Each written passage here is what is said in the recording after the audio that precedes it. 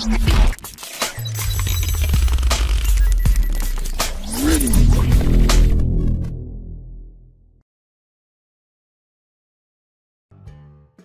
1. The Time Traveller. The Time Traveller, it will be convenient to call him this, was talking to us about geometry. His grey eyes shone, and his usually pale face was red and excited. The fire burned brightly, and there was that relaxed after-dinner feeling when thoughts run freely. "You must listen carefully. I shall have to destroy one or two ideas that almost everyone accepts. For example, the geometry that they taught you at school. You know, of course, that a mathematical line, a line with no thickness, doesn't really exist. They taught you that. A mathematical model, which only has length, width, and thickness, doesn't really exist either. It's just an idea." "That's all right," said the psychologist. "But if you make that model out of a material," said Philby, a red-haired man who liked an argument, "it exists. All real things exist." "Most people think so. But wait a moment. Imagine a thing that doesn't last for any time. Can it have a real existence?" Philby looked thoughtful. "Clearly," the time traveller said, "a real body must have length, width, thickness, the dimensions of space, and also exist in time. But through a natural human weakness, we usually forget the fourth of these." "That," said a very young man, "is very clear." "Well, I don't mind telling you that I have been at work on this geometry of 4 dimensions for some time. Some of my results are interesting. Here is a record of the weather. This line shows the changes in temperature. Yesterday it was quite high. Last night it fell. Then this morning it rose again.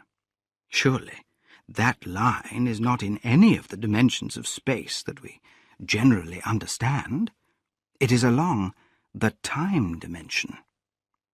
"But," said the medical man, looking hard at the fire, "if time is really only a 4th dimension of space, why can't we move about in it as we move in the other dimensions?" The time traveller smiled. "Are you so sure we can move freely in space? We can go right and left, backwards and forwards freely enough. But up and down, that isn't so easy." "Well, we can move a little up and down," said the medical man, "but we can't move at all in time. We are always in the present moment." "That is at the centre of my great discovery. Why can a modern man not hope that one day he might travel in time?" "It doesn't make sense," said Philby. "Possibly not," said the time traveller. "But now you begin to see the reason for my work on the geometry of 4 dimensions. Long ago, I had an idea for a machine that can travel in any direction of space and time, as the driver wants." Philby started to laugh. "But I have proved this by experiment," said the time traveller. "It would be very useful for the historian," the psychologist suggested. "He could travel back and see how things really happened." "Then there is the future," said the very young man.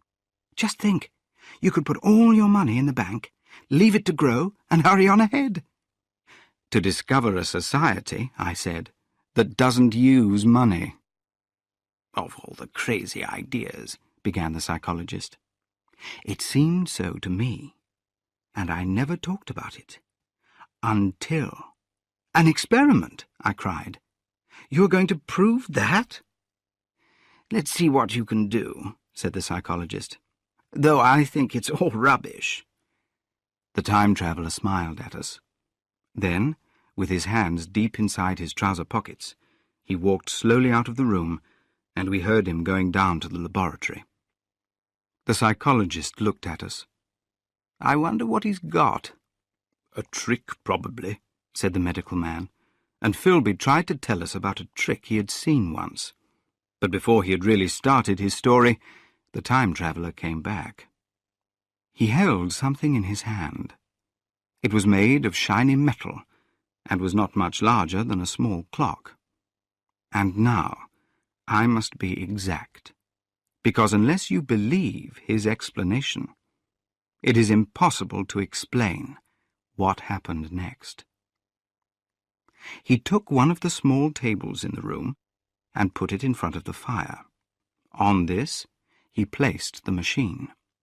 Then he placed a chair next to it and sat down. The only other object on the table was a small lamp, the light of which fell on the model.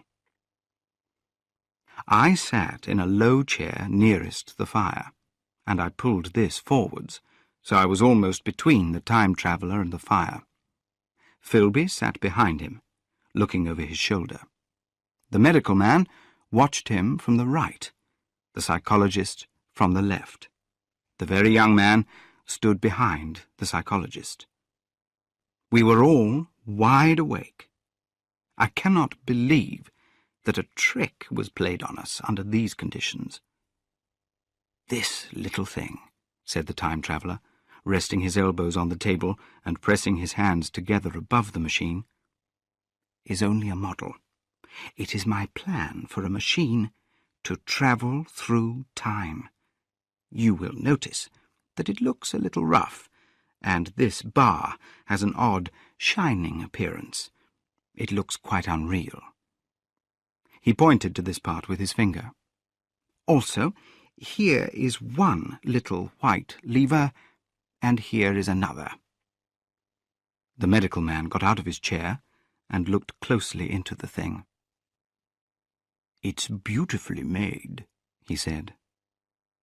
"It took 2 years to make," said the time-traveller. Then, when we had all had a close look, he said, "Now, I want you to understand clearly that this lever sends the machine flying into the future, and this other one sends it into the past. Soon, I'm going to press the lever, and the machine will disappear into future time. Have a good look at the thing. Look at the table, too, and satisfy yourself that there can be no tricks. I don't want to waste this model and then be told I'm dishonest." There was a minute's pause, perhaps. The psychologist opened his mouth to speak to me, but closed it again. Then the time-traveller put out his finger towards the lever. "No," he said, suddenly pulling his finger away again. "Lend me your hand." And turning to the psychologist, he took that person's hand in his own and told him to put out his first finger and touch the lever. So, the psychologist himself sent the model time machine on its endless journey. We all saw the lever turn. I am completely certain there was no trick. There was a breath of wind, and the lamp flame jumped. The machine suddenly turned round, looked unclear, was seen like a ghost for a second, and was gone. Disappeared. Except for the lamp, the table was empty. Everyone was silent for a minute. Then the psychologist recovered from his surprise and looked under the table. The time-traveller laughed cheerfully. "Well," he said. We all stared. "My friend," said the medical man quietly, "are you serious about this? Do you really believe that machine has travelled in time?" "Certainly," said the time-traveller, "and I have a big machine nearly finished in there." He pointed to the laboratory. "And when that is put together, I intend to go on a journey myself." "You mean to say that that machine has travelled into the future?" said Philby. "Into the future or the past. I'm not completely sure which." After some time, the psychologist said, "It has gone into the past, if it has gone anywhere." "Why?" said the time-traveller. "Because I'm quite sure that it hasn't moved in space, and if it travelled into the future, it would still be here all this time. It would have to travel through the time that is passing as we stand here." "But," I said, "if it travelled into the past, why wasn't it here when we first came into this room? And last Thursday, when we were here, and the Thursday before that?" "Let's be fair. These are serious questions," said Philby, turning towards the time-traveller. "That can be explained," the time-traveller said to the psychologist. "It's there, but can't be seen." "Of course," said the psychologist. "That's simple enough. Why didn't I think of it? We can't see it, in the same way that we can't see a bullet flying through the air. If it is travelling through time, 50 times or 100 times faster than we are, we can see only 1/50th or 1/100th of it." We sat and stared at the empty table for a minute or two. Then the time-traveller asked us what we thought of it all. "It sounds believable enough tonight," said the medical man, "but it will seem different in the morning." "Would you like to see the time machine itself?" asked the time-traveller. And then, taking the lamp in his hand, he led the way to the laboratory. I remember clearly how we all followed him, and how, in the laboratory, we saw a larger copy of the little machine. It was almost complete, but 2 bars lay unfinished on the table, and I picked one up for a better look. "Now listen," said the medical man. "Are you really serious?" "In that machine," said the time-traveller, holding the lamp high, "I intend to travel in time. Is that clear? I was never more serious in my life." None of us knew what to say. I looked at Philby over the shoulder of the medical man, and he smiled at me.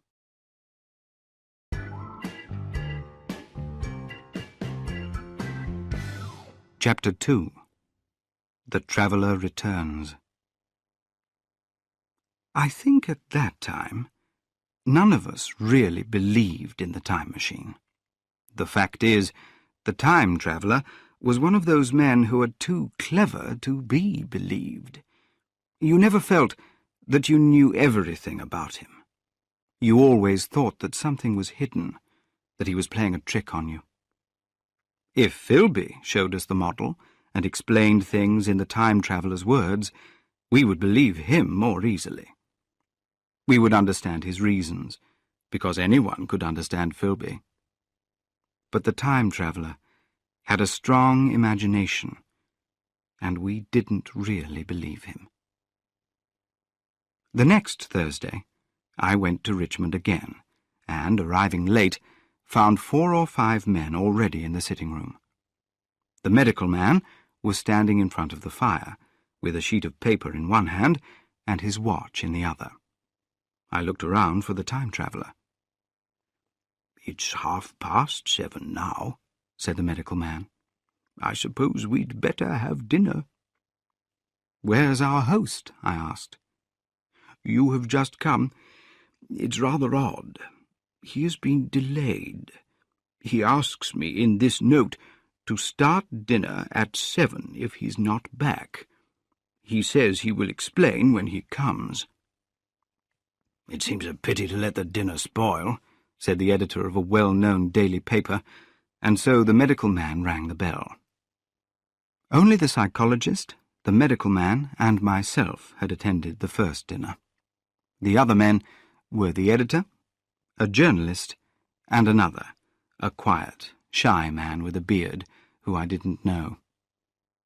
There was some discussion at the dinner table about the time-traveller's absence, and I suggested time-travelling in a half-joking way. The editor wanted that to be explained to him, and the psychologist gave a very dull description of the clever trick we had seen a week before. He was in the middle of this when the door opened slowly and without noise. I was facing it and saw him first. "Well," I said, "at last!" The door opened wider, and the time-traveller stood in front of us. I gave a cry of surprise. "Oh, my friend, what's the matter?" cried the medical man, who saw him next. The others turned towards the door.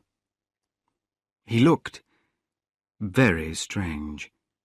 His coat was dusty and dirty, his hair untidy, and, it seemed to me, greyer, either with dust or because its colour had gone. His face was very pale, and his chin had a cut on it. For a moment he stopped at the door. The light seemed too strong for his eyes. Then he came into the room. He walked slowly, with a bad limp. He did not say a word, but came painfully to the table and moved a hand towards the wine. The editor filled a glass and pushed it towards him. He drank it, and it seemed to do him good, because he looked round the table and smiled a little. "What have you been doing?" said the medical man. The time-traveller did not seem to hear. "Don't let me worry you," he said in a tired voice. "I'm all right." He stopped, held out his glass for more, and drank it down. "That's good," he said. His eyes grew brighter, and a faint colour came to his face. Then he spoke again. "I'm going to wash and dress, and then I'll come down and explain things. Save me some of that meat. I'm hungry." The editor began a question. "I'll tell you soon," said the time-traveller. "I'm feeling strange. I'll be all right in a minute." He put down his glass and walked towards the door to the stairs. Standing up in my place, I saw his feet as he went out. He had nothing on them except a pair of socks with holes in them. They were covered with dried blood. Then the door closed behind him. For a minute, perhaps, my mind was empty. "Strange behaviour of a famous scientist," I heard the editor say, thinking of his newspaper. "What's happened to him?" said the journalist. "I don't understand." I thought of the time-traveller walking painfully upstairs. I don't think anyone else had noticed his limp.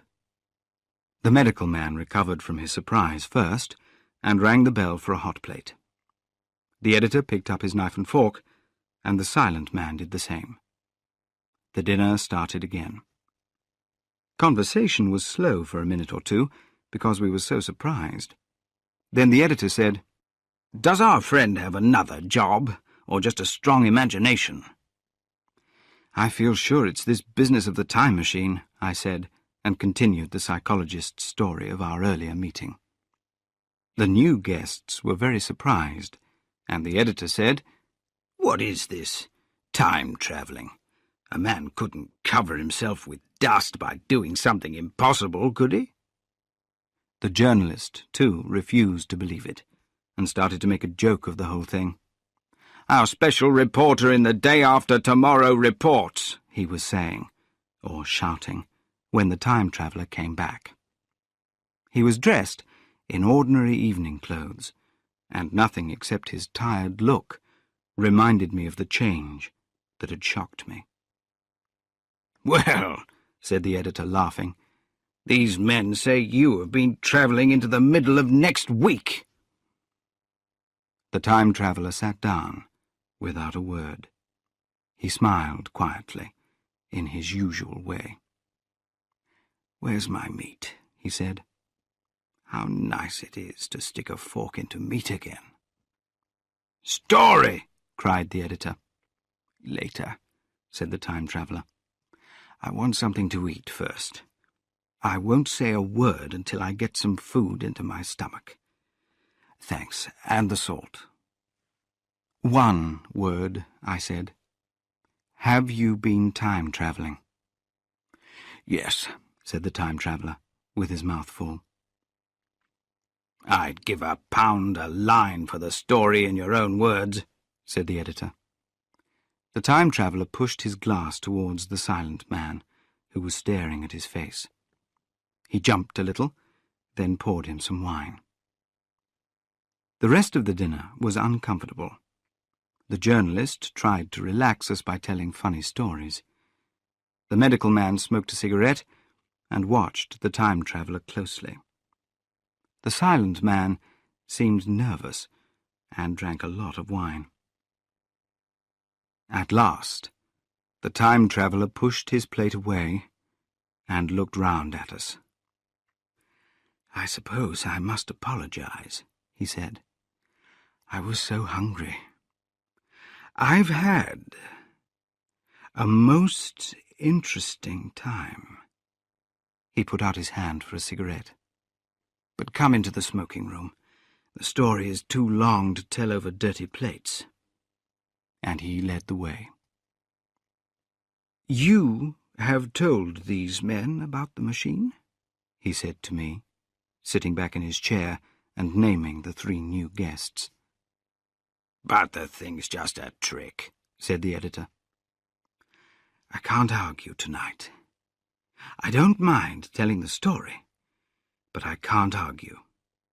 I will," he continued, "tell you the story of what has happened to me, if you like, but you mustn't interrupt. Most of it will sound like lies, but it is true, every word of it. I was in the laboratory earlier, and since then I have lived 8 days. Days like no human being ever lived before. I am very tired, but I shan't sleep until I have told this thing to you. But no interruptions. Is it agreed?" We all agreed, and the time traveller began his story as I have written it down. He sat back in his chair at first and spoke slowly. Afterwards, he got more excited. As I write it down, I feel the limits of pen and ink, and my own limits. You will read, I expect, with enough attention. But you cannot see the speaker's white, honest face in the bright circle of the little lamp, or hear his voice. Most of us listeners were in shadow. At first, each looked at the others. After a time, we stopped doing that, and looked only at the time traveller's face.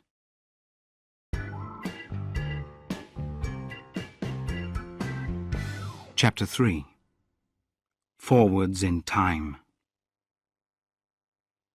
I told some of you last Thursday how the time machine works, and showed you the actual thing itself, incomplete in the laboratory. It is there now, a little damaged by travel, but not in bad condition. I expected to finish it on Friday, but when I had put most of it together, I found that one piece was too short. I had to make this again, and the thing wasn't complete until this morning. So, at 10 o'clock today, the first of all time machines began its journey. I checked everything, then got into the seat. I felt a little frightened, but interested in what was going to happen next. I took the starting lever in one hand and the stopping one in the other. Then I pressed the first, and almost immediately the second. I felt that I was falling, but, looking around, I saw the laboratory exactly as before. Had anything happened? For a moment, I thought that my mind had tricked me. Then I noticed the clock. A moment before, it had showed a minute or two past 10. Now, it was nearly 3:30. I took a breath, held the starting lever with both hands, and pushed it harder. The laboratory became unclear and went dark. Mrs. Watchett, my cook, came in and walked, without seeing me, towards the garden door. I suppose it took her a minute or two to cross the room, but she seemed to move at high speed. I pressed the lever over to its furthest position. The night came, and in another moment came tomorrow. The laboratory grew faint and unclear. Tomorrow night became black, then day again, night again, day again, faster and faster. A low and changing sound filled my ears, and my mind became confused. As my speed increased, night followed day faster and faster. The faint picture of the laboratory seemed soon to move away from me. I saw the sun jumping quickly across the sky, once every minute, each minute being a day. I supposed that the laboratory had been destroyed, and I had come into the open air. The quick changes of darkness and light were very painful to my eyes. Then, in the short, dark times, I saw the moon turning quickly through her quarters from new to full. Soon, as I continued, still increasing speed, the change from night to day became one continuous greyness. The sky turned a wonderful deep blue. The jumping sun became a line of fire, the moon a fainter line that changed in width. The land was difficult to see clearly. I was still on the hillside where this house now stands. I saw trees growing and changing. They changed from green to brown and back to green again, grew tall, died, and fell. I saw enormous buildings rise up, then disappear like dreams. The speed dials on the machine went round faster and faster. The line of the sun moved up and down, from summer to winter, in a minute or less. Minute by minute, white snow spread across the world and disappeared, and was followed by the green of spring. The unpleasant feelings at the beginning now changed into a kind of crazy excitement. I noticed a strange movement of the machine from side to side, which I couldn't explain, but my mind was too confused to pay any attention to it. So, with a kind of madness growing in me, I threw myself into the future. At first I didn't think of stopping, but then a new feeling grew in my mind, a sense of fear mixed with the need to know. What strange changes had happened to people? What wonderful improvements to our simple way of life might appear when I looked more closely into that world? I saw large and wonderful buildings growing in front of me, bigger than ours. I saw a stronger green colour move up the hillside and stay there without any interruption by snow.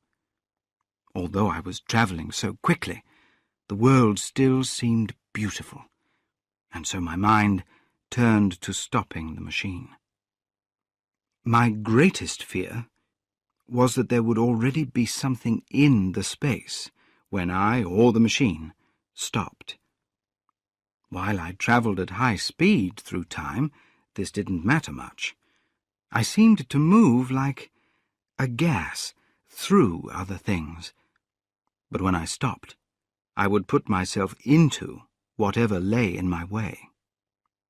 Such close contact with the other thing might cause a great explosion.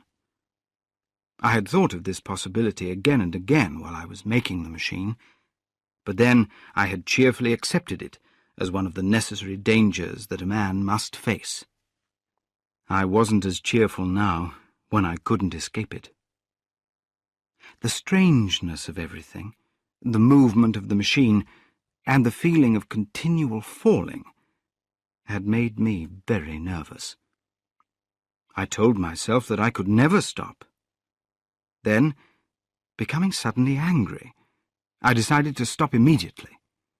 Like a fool in a hurry, I pulled over the lever. The machine turned over, and I was thrown through the air. There was the sound of thunder in my ears. For a moment, I forgot what was happening.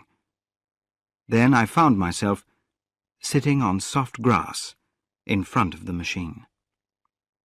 Heavy rain was falling. Everything still seemed grey, but soon I noticed that the confusion in my ears was gone. I looked around me. I was on a small lawn, surrounded by bushes. Their purple flowers were dropping under the beating of the heavy rain.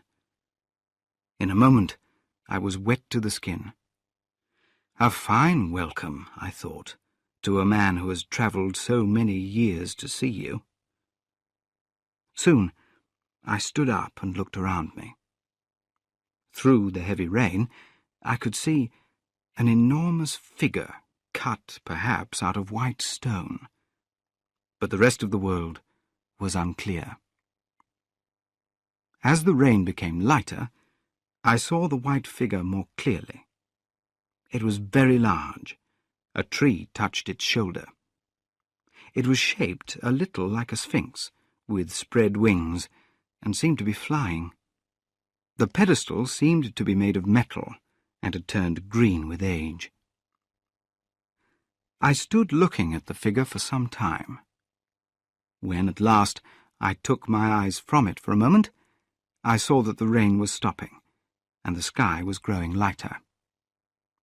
Then I suddenly realized the full danger of my journey. What might appear when the rain stopped? What might people be like? Had they perhaps changed into something inhuman and very strong? I might seem like an old-world wild animal, but more frightening because I looked like them, a horrible creature to be speedily killed. Already I saw the shapes of enormous buildings and a wooded hillside growing clearer through the dying storm. I turned quickly to the time machine and tried hard to turn it the right way up. As I did so, the grey rain suddenly stopped, and the sun shone through the clouds. My fear grew stronger, and I fought hard with the machine. It moved under my attack and turned over. It hit my chin violently. One hand on the seat, the other on the lever, I stood breathing heavily, ready to climb inside it again. But now I had a way of escaping. My confidence recovered. I looked with more interest and less fear at this world of the future. In a round opening, high up in the wall of the nearest building, I saw a group of figures wearing soft robes. They had seen me, and their faces were turned towards me. Then I heard voices coming nearer. Through the bushes, I saw the heads and shoulders of running men. One of these appeared on a path leading straight to the lawn where I stood. He was quite thin, just over 1 metre high, wearing only a long purple shirt tied at the waist with a leather belt. Noticing that, I realized for the first time how warm the air was. He seemed to be very beautiful, but also very weak. At the sight of him, my confidence returned. I took my hands from the machine.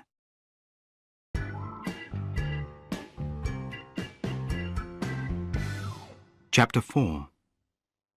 The People of the Future. In another moment, we were standing face to face, I and this weak creature from the future. He came straight up to me and laughed into my eyes. I noticed immediately that he had no fear in him. Then he turned to the two others who were following him. He spoke to them in a strange and very sweet-sounding language. There were more coming, and soon a little group of perhaps 8 or 10 of these beautiful people were around me. One of them spoke to me. I don't know why, but I thought that my voice was too strong and deep for them. So I shook my head and, pointing to my ears, shook it again. He came a step forwards, stopped, and then touched my hand. Then I felt other soft little hands on my back and shoulders. They wanted to make sure that I was real. There was nothing at all frightening in this.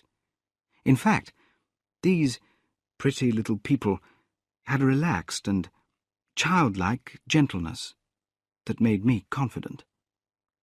And also, they looked so weak that I could imagine myself throwing the whole group of them to the ground. But I made a sudden movement to warn them when I saw their little pink hands touching the time machine. Fortunately, then, when it wasn't too late, I thought of the danger that I had forgotten. Reaching over the bars of the machine, I took out the little levers that would make it move. I put these in my pocket. Then I turned again to the little people to see how I could communicate. Looking closer at their faces, I saw some strange differences in their sweet prettiness. They all had the same wavy hair, and this came to a sharp end at the neck and below the ears. There was none growing on their faces, and their ears were very small. Their mouths were small too, with bright red, rather thin lips. Their little chins came to a point, and their eyes were large and gentle. Perhaps my sense of my own importance is too great, but I felt even then that they showed very little interest in me. Because they didn't try to speak to me, but simply stood smiling and speaking softly to each other, I began the conversation.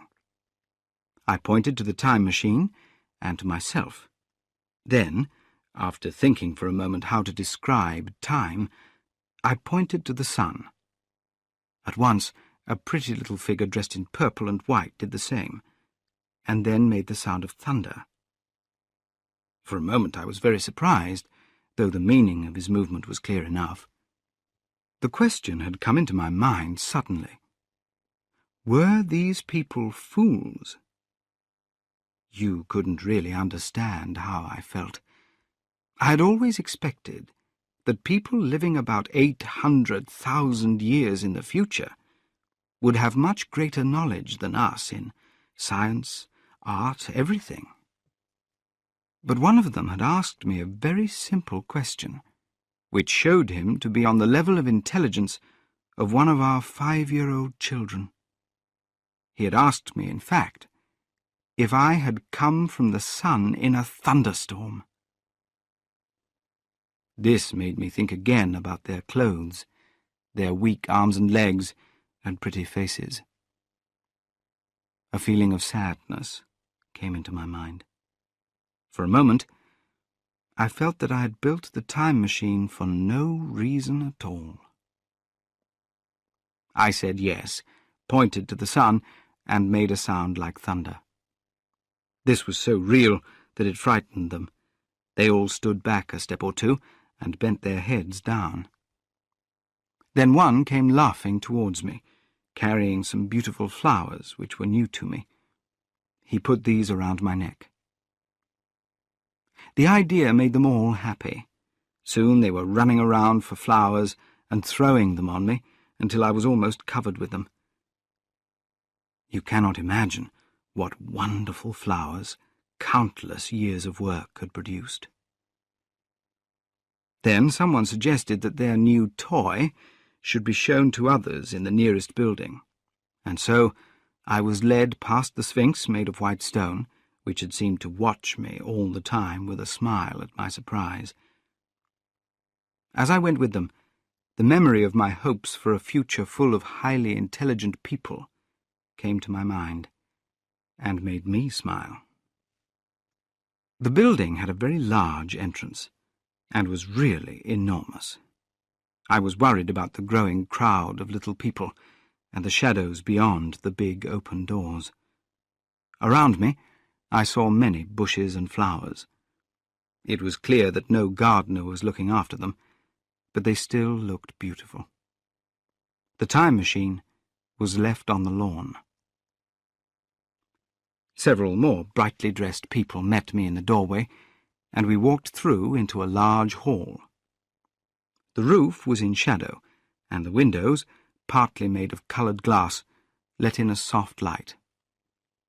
The floor was made of large pieces of a very hard, white metal, lower in places where people had clearly walked across it for hundreds of years. Along the length of the room were many tables, made of shiny stone, perhaps half a metre above the floor, and on these were piles of fruit. Some I recognized as larger apples and oranges, but mostly they were strange. The people with me sat down around a table and made signs for me to do the same. They immediately began to eat the fruit with their hands.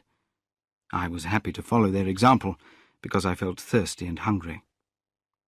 As I did so, I took some time to look around the hall and noticed that the glass windows were broken in many places, and the curtains were thick with dust. The general effect, though, was very attractive. There were perhaps a couple of hundred people eating in the hall, and most of them were watching me with interest, their little eyes shining over the fruit they were eating. All of them were wearing the same soft but strong material. Fruit, I later learned, was all that they ate.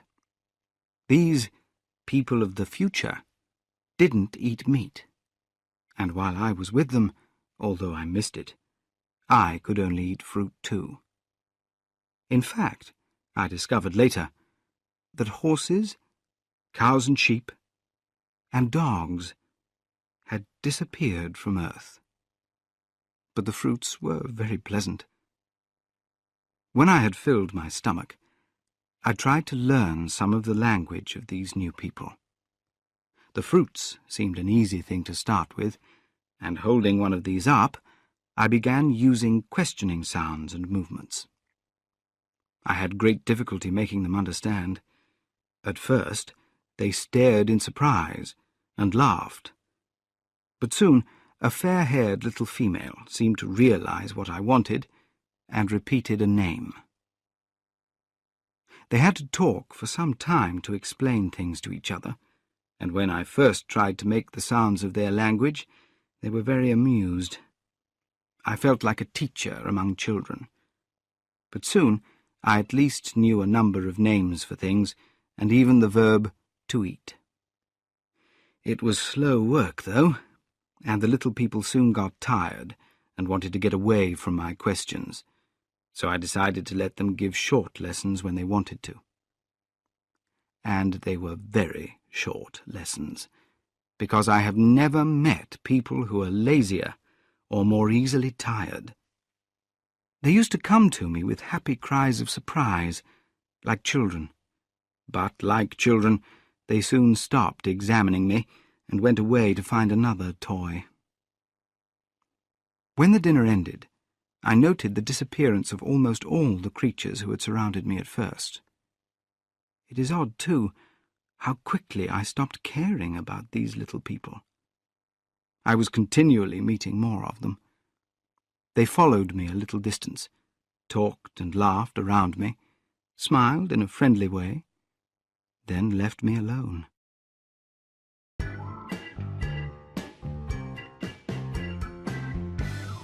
Chapter 5. Life in the Future. The evening was calm as I came out of the great hall, and the land was lit by the colour of the sun as it went down.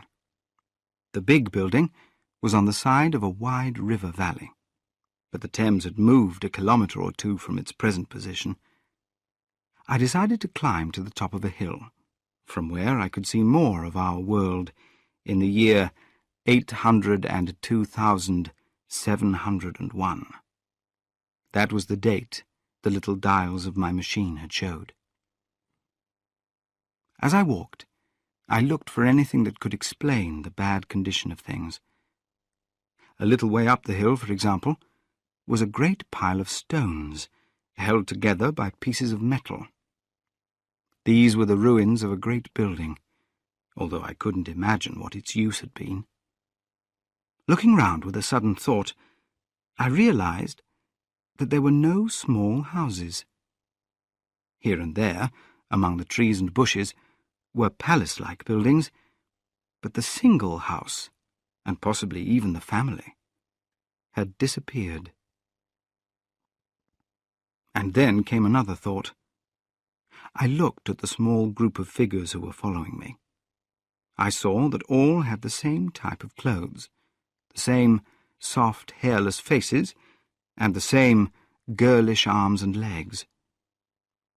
It may seem odd, perhaps, that I hadn't noticed this before, but everything was so strange. Now I saw the fact clearly enough. These people of the future were all very similar in clothes, and in all other ways the differences between men and women had almost disappeared. And the children seemed to my eyes to be just smaller adults. Seeing how safely and comfortably these people lived, I felt that this close similarity of the sexes was understandable. If there are enough people, it becomes a problem rather than an advantage to have a lot of children. If violence comes only rarely and children are safe, there is less need for men to be strong and protect their families. This, I must remind you, was my feeling at the time. Later, I discovered how wrong I was. I continued, and because I could walk better than the people of the future, I found myself alone for the first time. At the top of the hill, I found a seat of a yellow metal that I didn't recognize. I sat down on it and looked at the wide view of our world under the sunset of that long day. It was as beautiful as I have ever seen. The west was burning gold, mixed with some purple and red. Below was the valley of the Thames, in which the river lay like a line of shining metal. As I watched, I began to try to understand the things I had seen. Afterwards, I realized I had only learned half the truth. It seemed to me that people were now past their best. The sunset made me think about the sunset of our people. For the first time, I began to understand an odd result of the social changes we are trying to make at the moment. Strength comes because we need to be strong. Weakness comes when we feel safe. The work of improving the conditions of life, of making life safer and safer, had continued until nothing more could be done. The result was what I saw. The science of our time has attacked only a few human diseases, but it moves forwards. Farming today is still at an early stage. We improve our plants and animals very slowly. A new and better apple, a prettier and larger flower, a cow that gives more milk. One day, the whole world will be better organized and better. I knew that this change had been made, and made well, in the space of time across which my machine had jumped. The air was free of unpleasant insects. The earth was free of useless plants. Everywhere there were fruits and sweet and pleasant flowers. Beautiful birds flew here and there, and I saw no diseases during my stay. Social changes, too, had been made. I saw people living in fine buildings, beautifully dressed, but I hadn't yet found them doing any work. There were no signs of economic activity. The shop, the advertisement, buying and selling, all of these things are so important to us, and all of them were gone. It was natural in the evening that I had the idea of a social heaven. But this change in conditions has to produce changes in people. What is the cause of human intelligence and energy? Difficulties make people strong and clever, and help them to work together. And the family, with its protective love and selfishness, is there for the care of children. The love of parents helps to keep the young out of danger. Now, where were these dangers? I thought of the physical smallness of the people, their low intelligence, and those big ruined buildings. It strengthened my belief that humans, who had always fought against nature, had finally won, because after the fight comes quietness. People had been strong, energetic, and intelligent, and had used this energy to change their living conditions. And now they, too, had changed, because of the new conditions. No doubt the beauty of the buildings was the result of the last waves of the now purposeless energy of people. After that, they began to lead quieter lives.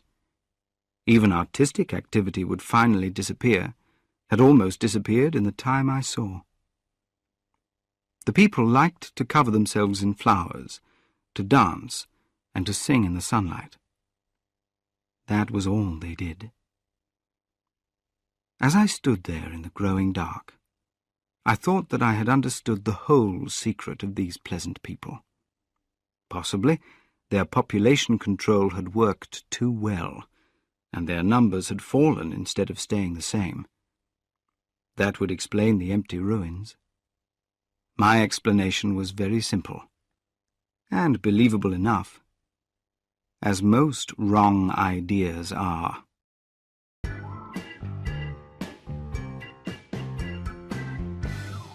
Chapter 6. Lost in Time. As I stood there, thinking about this too perfect success of humans, the full moon came up in the northeast. The little figures stopped moving around below me, and the night began to feel cold. I decided to go down and find a place to sleep. I looked for the building I knew. Then my eye moved to the white sphinx on the pedestal. There were the bushes, and there was the little lawn. I looked at it again. A strange doubt made me feel cold. No, I said to myself, that isn't the lawn. But it was the lawn, because the white face of the sphinx was towards it. Can you imagine how I felt as I realized this? But you can't. The time machine had gone. At once, I understood the possibility of losing my own time, of being left helpless in this strange new world. I ran with great jumps down the hillside. Once, I fell and cut my face. I did nothing to stop the blood, but jumped up and continued running. All the time I was saying to myself, they have just pushed it under the bushes out of the way. But I knew that I was wrong. I suppose I covered the whole distance to the small lawn, 3 kilometers perhaps, in 10 minutes. I shouted, but nobody answered. Nobody seemed to be moving in that moonlit world. When I reached the lawn, I found that my worst fears were true. The time machine was nowhere to be seen. I felt faint and cold. I ran round the lawn quickly, checking every corner, then stopped suddenly. Above me was the white sphinx. It seemed to smile with pleasure at my problems. It is possible that the little people had put the machine in a safe place for me, but I didn't feel that they were either strong enough or caring enough to move it.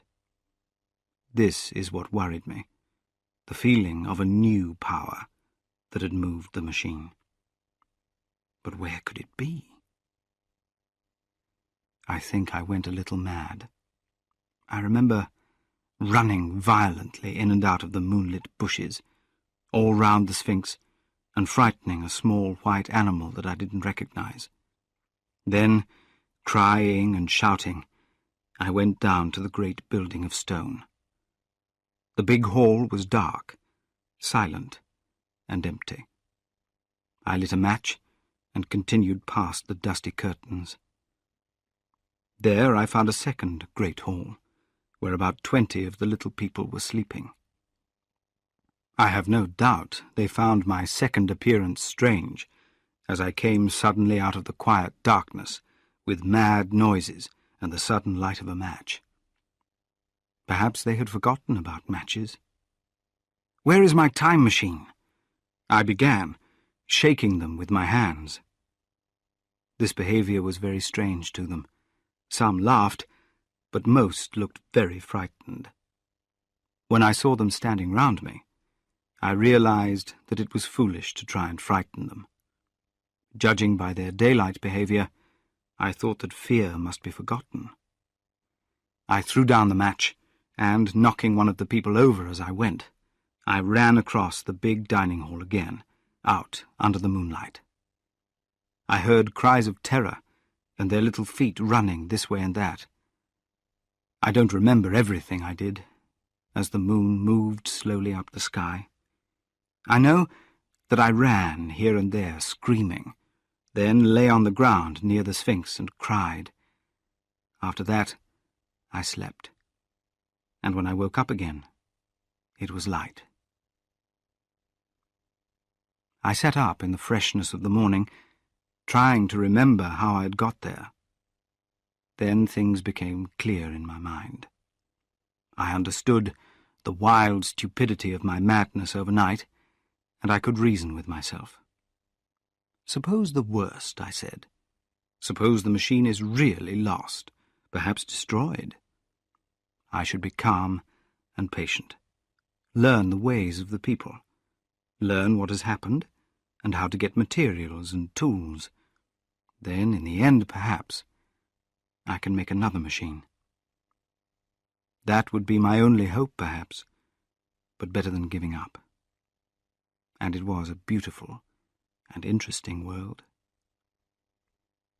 But probably the machine had only been taken away. I must be calm, find its hiding place, and get it back by force and cleverness.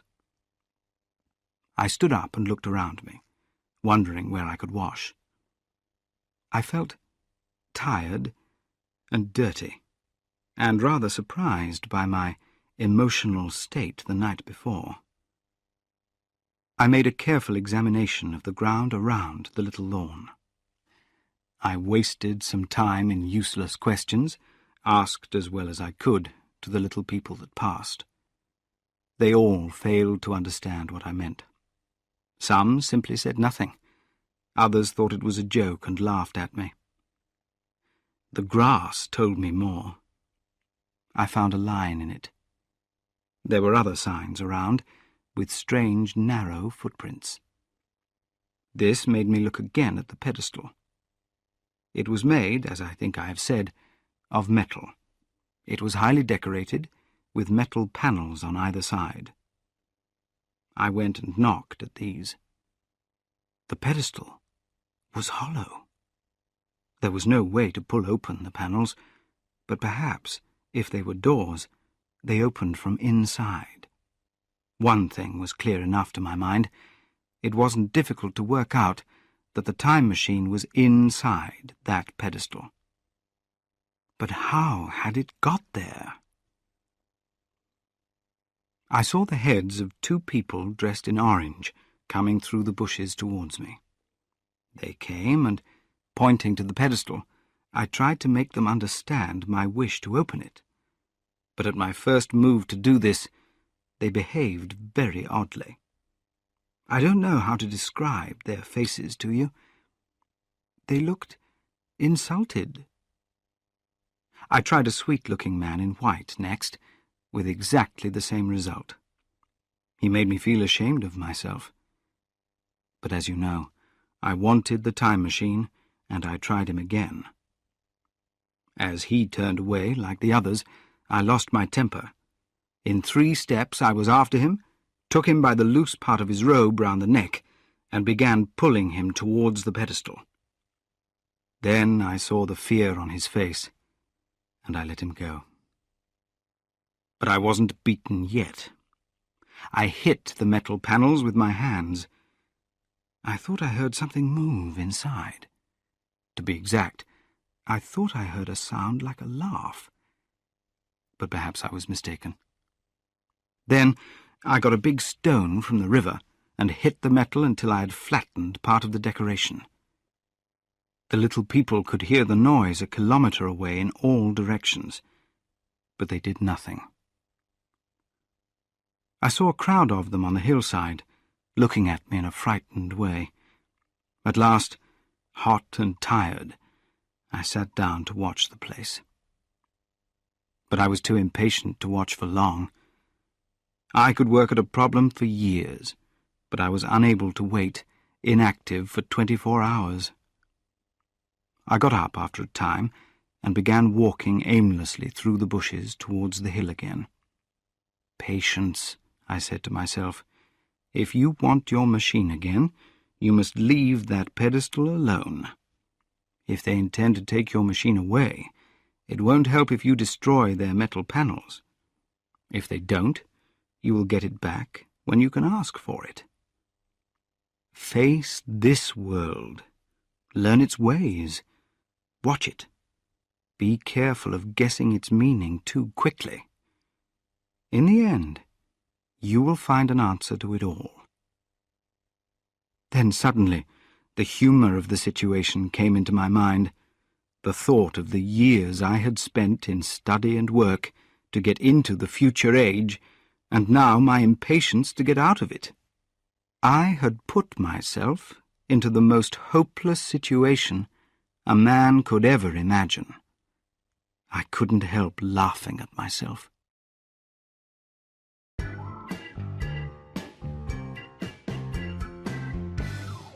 Chapter 7. Ghosts. Going through the big palace, it seemed to me that the little people were staying away from me.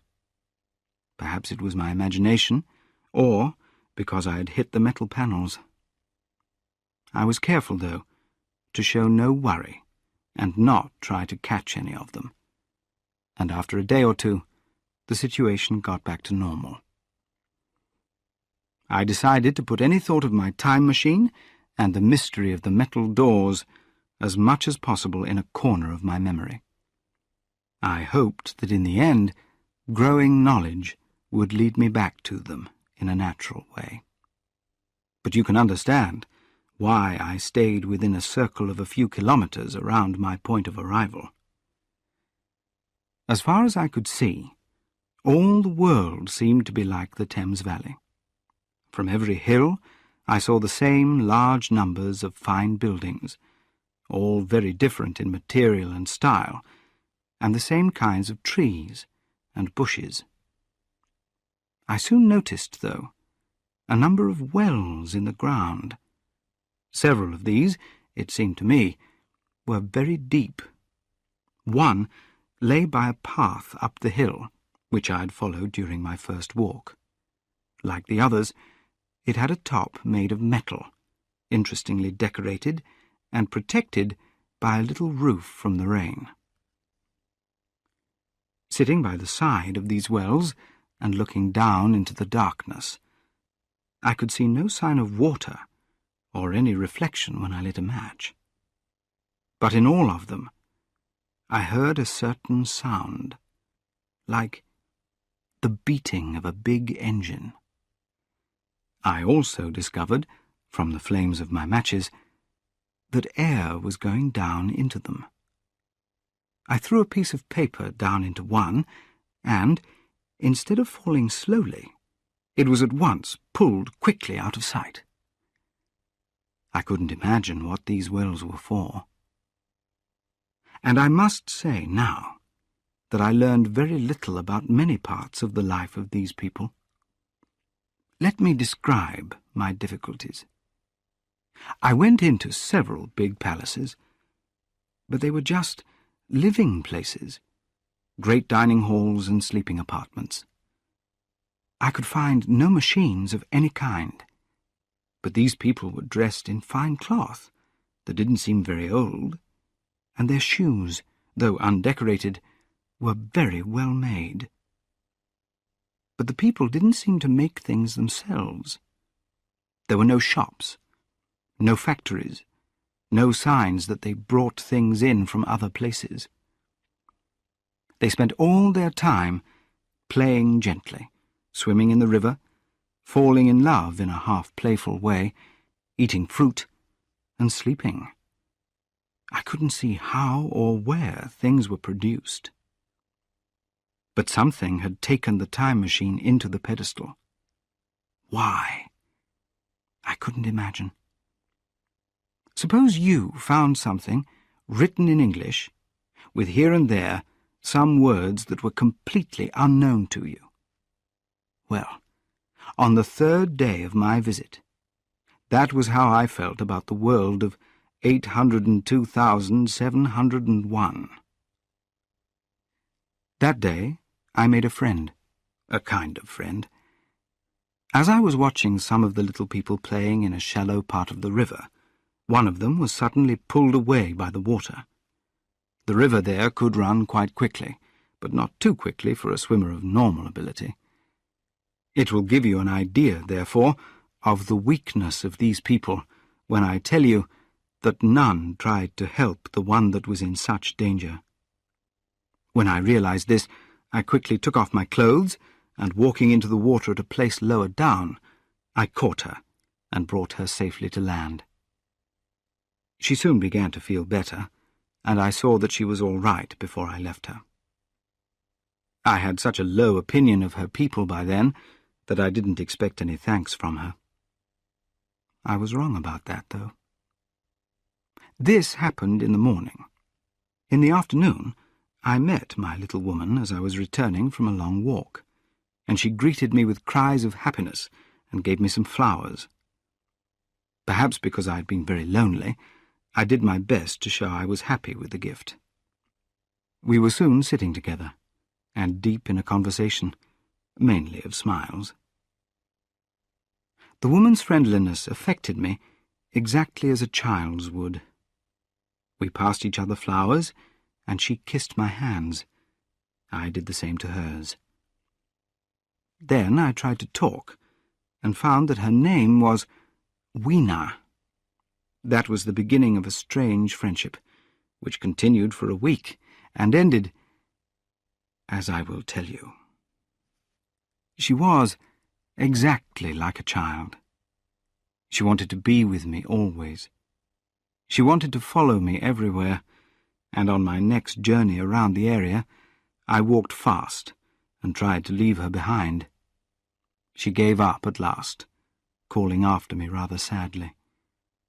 But the problems of the world had to be solved, and I hadn't, I said to myself, come into the future to start a relationship. She was, though, a very great comfort. When it was too late, only when it was too late, I clearly understood how badly she felt when I left her, and what she meant to me. By seeming fond of me, and by showing in her weak way that she cared for me, the little person soon gave my returns to the place of the White Sphinx almost the feeling of coming home. I used to watch for her when I came over the hill. From her, too, I learned that fear had not yet left the world. She was fearless enough in the daylight, but she hated the dark shadows. Darkness, to her, was the one thing to be frightened of. It was a very strong emotion, and I started thinking and watching. I discovered then, among other things, that these people got together in the great houses after dark and slept in groups. I never found one outside alone, and if I entered the room without a light, I made them very afraid. But I was such a fool that I missed the lesson of that fear, and although it made Weena unhappy, I slept away from the others. It worried her greatly, but in the end her feelings for me won. For 5 of the nights of our friendship, including the last night of all, she slept with her head on my arm. But my story is running away from me as I speak of her. On the night before I met her, I was woken very early in the morning. I had slept badly, dreaming that I was under water and that fish were touching my face. I woke suddenly, and with the odd feeling that a greyish animal had just rushed out of the room. I tried to go to sleep again, but I felt uncomfortable. It was that grey hour when things are just appearing from the darkness, but are still unreal. I got up, went down into the great hall, and out onto the stones in front of the palace. I thought I would go and watch the sun come up. The moon was going down, and the dying moonlight and the first light of day were mixed in a pale half-light. The bushes were inky black, the ground a dark grey, and up on the hillside I thought I could see ghosts. 3 times I saw white figures, and twice I thought I saw a single white animal running quickly on 2 legs. Near the ruins, I saw a group of them carrying a dark body. They moved quickly, and it seemed that they disappeared among the bushes. The light was still unclear, you must understand. I was experiencing that cold, uncertain, early morning feeling you may know, and I darted my eyes.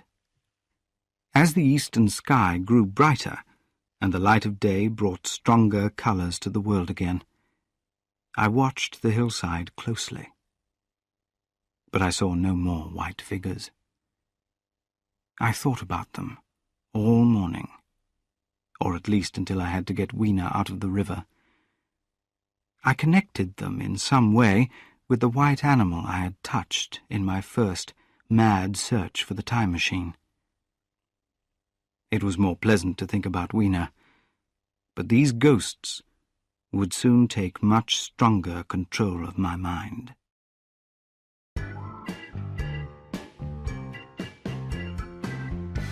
Chapter 8. Morlocks. I think I said how much hotter the weather of this golden age was than our own. I can't explain this. It is usual to think that the sun will continue cooling in the future, but people forget that the earth must also, in the end, fall back closer and closer to the sun. Well, one very hot morning, my 4th, I think, as I was trying to get away from the heat and the strong light in a large ruin near the great house, a strange thing happened. Climbing among those piles of stones, I found a narrow room, whose end and side windows were closed by falling stones. After the light outside, it seemed very dark to me. I entered it, feeling my way with my hands. Suddenly, I stopped and held my breath. A pair of eyes, made bright by the reflection of the daylight outside, was watching me out of the darkness. I felt the old natural fear of wild animals, as I looked into those angry eyes. I was afraid to turn. Then I thought how safely people appear to be living, and then I remembered their strange terror of the dark. Trying to control my fear, I took a step forwards and spoke. My voice was strong but shaking. I put out my hand and touched something soft. At once the eyes moved to the side, and something white ran past me. I turned as my heart beat even faster, and saw an odd-looking figure, its head held down in a strange way, running across the sunlit space behind me. It ran into a large stone, fell to one side, and in a moment was hidden in a black shadow under another pile of stones. It went too fast for me to see clearly, but I know it was a dull white, and had strange, large, greyish-red eyes. Also, there was fair hair on its head and down its back. I can't say whether it ran on 4 legs or only with its arms held very low. After a few seconds, I followed it into the second pile of ruins. I couldn't find it at first, but, after some time in the deep darkness, I saw one of those round, well-like openings that I've told you about, half closed by a large fallen stone. A sudden thought came to me. Had the thing disappeared down the well? I lit a match, and, looking down, saw a small, white, moving creature with large, bright eyes. It stared at me as it climbed down. Now I saw for the first time a kind of metal ladder down the side of the well. Then the light burned my fingers and fell out of my hand, going out as it dropped. I lit another, but the horrible little creature had disappeared. I don't know how long I sat staring down that well. Time passed before I could make myself believe that I had seen something human. But slowly I began to understand the truth, that humans hadn't stayed as one species, but had become 2 different animals. My pleasant children of the upper world weren't alone. And what, I wondered, was this creature of the dark doing in my idea of a perfectly organized society? What was its relationship with the calm laziness of the beautiful upper world people? And what was hidden down there? I sat on the edge of the well, telling myself that there was nothing to fear, and that I must go down to find the answer. But I was very afraid to go. As I sat there, 2 of the upper world people came running across the daylight into the shadow. The male followed the female, throwing flowers at her as he ran. They seemed upset to find me looking down the well. I understood that it was bad behavior to look down these holes, because when I pointed to this one and tried to make a question about it in their language, they grew even more upset and turned away. But they were interested in my matches, and I struck some to amuse them. I asked them again about the well, and again I failed. So I soon left them, intending to go back to Weena and see what she could tell me. But my mind was already working. I now had an idea of the importance of these wells, of the mystery of the ghosts, of the meaning of the metal panels, and what had happened to the time machine. And I also had the beginnings of a solution to the economic mystery that had worried me. Here was my new idea. Clearly, this second human species lived underground. There were 3 things especially which made me think this. First, there was the white skin, common to most animals that live largely in the dark. Then, there were those large eyes, like those of a cat. Finally, its confusion in the sunshine, how it ran into the stones, the strange way it held its head. All these things made me believe that its eyes weren't used to the light. Under my feet, then, there must be many tunnels where these people lived. The wells, which carried air to them, were all along the hillsides, everywhere, in fact, except along the river valley. Their great number showed how many tunnels there were. It seemed natural, too, to believe that the underground people made things for the comfort of the daylight people. The idea was so sensible that I accepted it at once, and then thought about how humans had turned into two species. Starting with the problems of our own age, it seemed clear to me that the widening of the social difference between the worker and the manager explained the whole situation. Even now, we can see the beginnings of this. We have begun to make use of underground space. We have railways, underground workrooms, and restaurants, and these are becoming more common. It was clear, I thought, that workers had begun to go underground into larger and larger factories, spending more and more of their time there, until, in the end... Also, the increasing difference between the social classes made marriage between them less and less frequent. So above the ground now were the haves, looking for pleasure and comfort and beauty, and below ground the have-nots, the workers, changed by the demands of their jobs. When they were there, they had to pay rent, and not a little of it, for the air coming to their homes. If they refused, they would die. If they couldn't live in this way, they would also die. In the end, everyone living underground would be used to the conditions of their life, and as happy in their way as the upper world people were. This, I must warn you, was my explanation at the time. It may be completely wrong, but I still think it is the best one. But I think this way of life had worked better in the past. The upper world people had become too safe, and so had become smaller, weaker, and less intelligent. I didn't yet know what had happened to the underground people, but I could imagine that the changes to the Morlocks, that I discovered later was their name, were even greater than the changes to the Eloi, the ones I already knew. Then came worrying doubts. Why had the Morlocks taken my time machine? I felt sure they had taken it.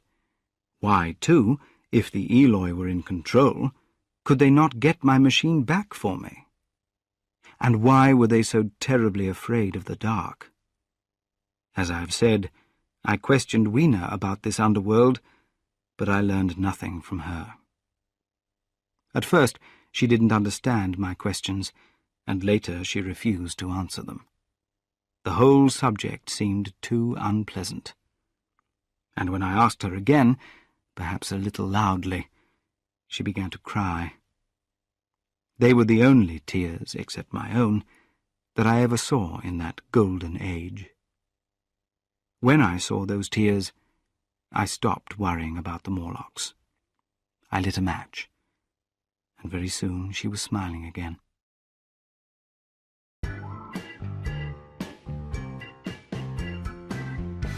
Chapter 9. Underground. It may seem odd to you, but it was 2 days before I could find out more about the Morlocks. I felt a strange fear of those pale bodies. They were just the same colour as the things one sees in jars in a museum, and they were horribly cold when you touched them. I knew I could only get to the time machine by going underground, but I couldn't do it. I was so alone, and even the idea of climbing down into the darkness of the well frightened me.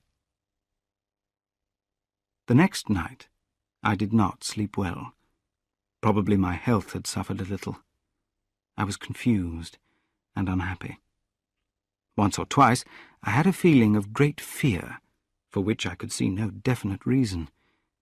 I remember walking noiselessly into the great hall where the little people were sleeping. That night Weena was among them, and feeling more comfortable in their company. I realized that the moon was in its last quarter, and the nights were growing darker, and that there might be more appearances of those unpleasant creatures from below. And on both these days I had the restless feeling of someone who is trying to escape a duty. I felt that I could only get the time machine back if I understood these underground mysteries. But I wasn't brave enough to solve the mysteries, and I never quite felt safe. These worries drove me further and further in my walks around the country. Going southwest towards the higher country, I saw, far away, an enormous building. It was larger than the largest of the palaces or ruins I knew, and the front was pale green. The difference in appearance suggested a difference in use, and I thought about going to look around.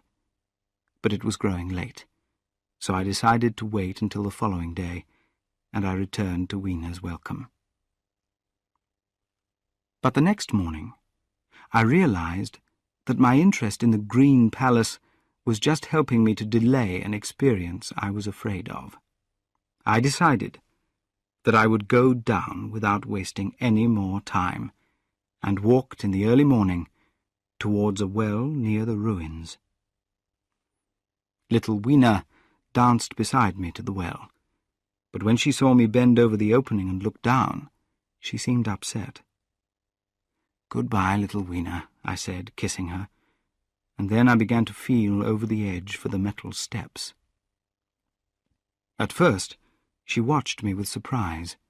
Then she gave a most heartbreaking cry, and running to me, began to pull at me with her little hands. I think her fear made me braver. I shook her off, and in another moment I was inside the well. I saw her frightened face over the top, and smiled to make her feel better. I had to climb down a well, perhaps 200 meters deep. There were metal bars all the way down, but these were made for a person much smaller and lighter than I was, and I was quickly tired by the climb. And not simply tired. One of the bars bent suddenly under my weight and almost threw me off into the blackness below. For the moment, I hung by one hand, and after that, I didn't dare to rest again. Although my arms and back were very painful, I continued climbing down as quickly as possible. Looking up, I saw the opening, a small blue circle, where Weena's head was round and black. The noise of a machine grew louder. Everything, except that little circle above, was very dark, and when I looked up again, she had disappeared. I was in great discomfort, and thought of going up again, but I continued to climb down. At last, with great happiness, I saw, 1/2 meter to the right of me, a thin opening in the wall. Pulling myself in, I found it was the start of a narrow tunnel in which I could lie down and rest. It was not too soon. I lay there, I don't know how long, until I felt a soft hand touching my face. Quickly, getting to my feet in the darkness, I pulled out my matches. I struck one and saw 3 white figures moving quickly back, away from the light. Their eyes, unusually large from living in darkness, were like those of deep-water fish, and reflected the light in the same way. I have no doubt they could see me, and they didn't seem to have any fear of me, only of the light. The thought of running away was still in my mind, but I told myself that the job had to be done. As I felt my way along the tunnel, the noise of machinery grew louder. Soon I came to a large open space, and, striking another match, saw that I had entered an enormous underground room. It stretched into total darkness beyond my light. Great shapes, like large machines, rose out of the darkness and made strange shadows in which I could see the shapes of Morlocks hiding. The air wasn't very fresh, and there was a faint smell of fresh blood. Some way down the central path was a little table of white metal, covered with food. So the Morlocks at least were meat-eaters. Even at the time, I remember wondering what large animal still lived to produce the red piece of meat that I saw. Then the match burned down to my fingers and fell, a moving red spot in the darkness. I have thought since then how very badly prepared I was for such an experience. When I had started building the time machine, I had had the stupid idea that the people of the future would certainly be far ahead of us in all their inventions. I had come without weapons, without medicine, without tobacco, even without enough matches. I didn't even think of bringing a camera, so I couldn't take a picture of that underworld to examine later. I stood there, with only the weapons that nature had given me, hands, feet, and teeth, and the 4 matches that I had left. I was afraid to push my way in among all this machinery in the dark, and then I discovered that I had almost finished my matches. I had never thought that there was any need to save them, and I had wasted almost half the box surprising the Eloi. Now I had 4 left, and while I stood in the dark, a hand touched mine, and cold fingers began feeling my face. I thought I could hear the breathing of a crowd of those horrible little creatures around me. I felt the box of matches in my hand being gently pulled away, and other hands behind me pulling at my clothes. I shouted as loudly as I could. They jumped back, and then I could feel them coming towards me again. They took hold of me more strongly, whispering odd sounds to each other. I shook violently and shouted again. This time they weren't so worried, and they made a strange laughing noise as they came back at me. I was horribly frightened. I decided to strike another match and escape under the protection of its light.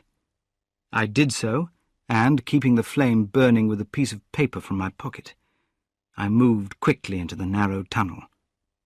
But I had just entered this when my light was blown out, and in the blackness I could hear the Morlocks hurrying after me. In a moment I was held by several hands, trying to pull me back. I struck another light and waved it in their faces. You can't imagine how horribly inhuman they looked in their blindness and surprise.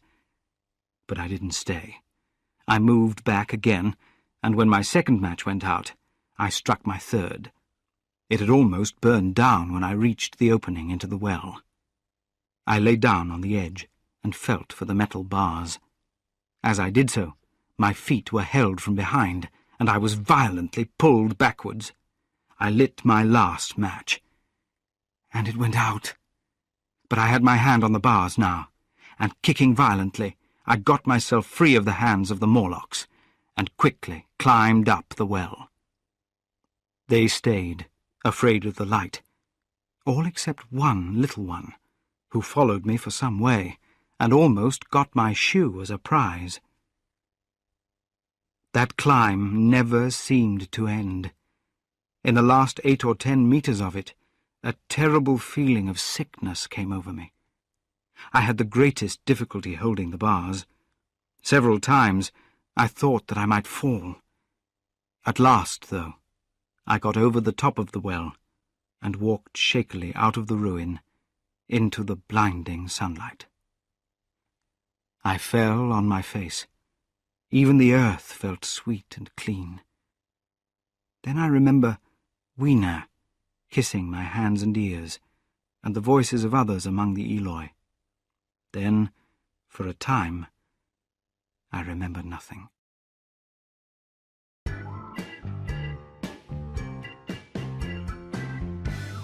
Chapter 10. A Place to Live. Now I seemed in a worse position than before. Until then, except during my night of madness over the disappearance of the time machine, I had felt that in the end I would escape. But that hope was shaken by these new discoveries. I had been worried by the thought of unknown forces, which I could beat when I understood them. The situation was different now. There was something sickening about the Morlocks, something inhuman. Before, I had felt like a man who had fallen into a hole. My worry was how to get out of it. Now, I felt like an animal which had been caught, whose enemy would come to him soon. That enemy was the darkness of the new moon. Weena had put this fear into my head by some things she said, which at first I didn't understand, about the dark nights. Now I could guess what the coming dark nights might mean. The moon was getting smaller, and each night there was a longer time of darkness, and I now understood a little of the Eloi's fear of the dark. I wondered what terrible things the Morlocks did under the new moon. The Eloi had probably been the managers and the Morlocks their servants, but that situation had changed a long time before. The two species were moving towards, or had already arrived at, a completely new relationship. The Eloi were still allowed to own the world, because the Morlocks, underground for so long, now found the daylight impossible. And the Morlocks made their clothes, I thought, and did other necessary things for them, perhaps because an old habit of service had continued. But clearly, the end of the Eloi's power was coming closer, and suddenly I thought of the meat I had seen in the underworld. I tried to remember its shape. I had a feeling it was something familiar, but I hadn't recognized it at the time. The little people could do nothing about their fear, but I was made differently. I came out of our age, this best time for humans, when fear doesn't make us helpless. I at least could defend myself.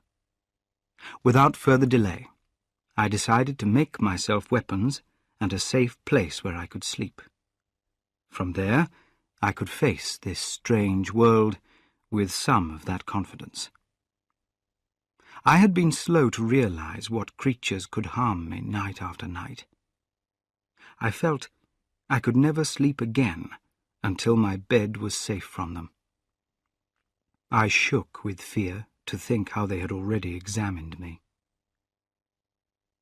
I walked during the afternoon along the valley of the Thames, but found nowhere that seemed safe. All the buildings and trees seemed easy for such good climbers as the Morlocks to get into, judging by their skill at entering and leaving their wells. Then the Green Palace came into my mind. In the evening, carrying Weena like a child on my shoulders, I went up into the hills towards the southwest. The distance, I had thought, was 11 or 12 kilometers, but it was probably nearer 30. I had first seen the place on a wet afternoon, when things in the distance seemed nearer. In addition, the heel of one of my shoes was loose, so I couldn't walk well. And it was already long past sunset when I came in sight of the palace, dark against the pale yellow of the sky. Weena had been very pleased when I began to carry her, but later she wanted me to put her down. She ran along by my side, occasionally going off to pick flowers to put in my pockets. Weena had been unsure of the purpose of pockets, but had decided that they should be filled and decorated with flowers. And that reminds me. While changing my jacket, I found... The time traveller paused, put his hand into his pocket, and silently placed 2 dead flowers on the little table. Then he went back to his story. As the quiet of evening spread over the world, and we moved over the top of the hill towards Wimbledon, Weena grew tired and wanted to return to the house of grey stone. But I pointed to the Green Palace and tried to make her understand that we were looking for a safe place there. You know that quietness that comes before dark? In that calm, my senses seemed to sharpen. I thought that I could almost see the tunnels in the ground under my feet, that I could see the Morlocks going here and there and waiting for the dark. In my excitement, I imagined that they would see my arrival in their homes as an act of war. So we continued, and the evening turned into night. The ground grew difficult to see, and the trees turned black.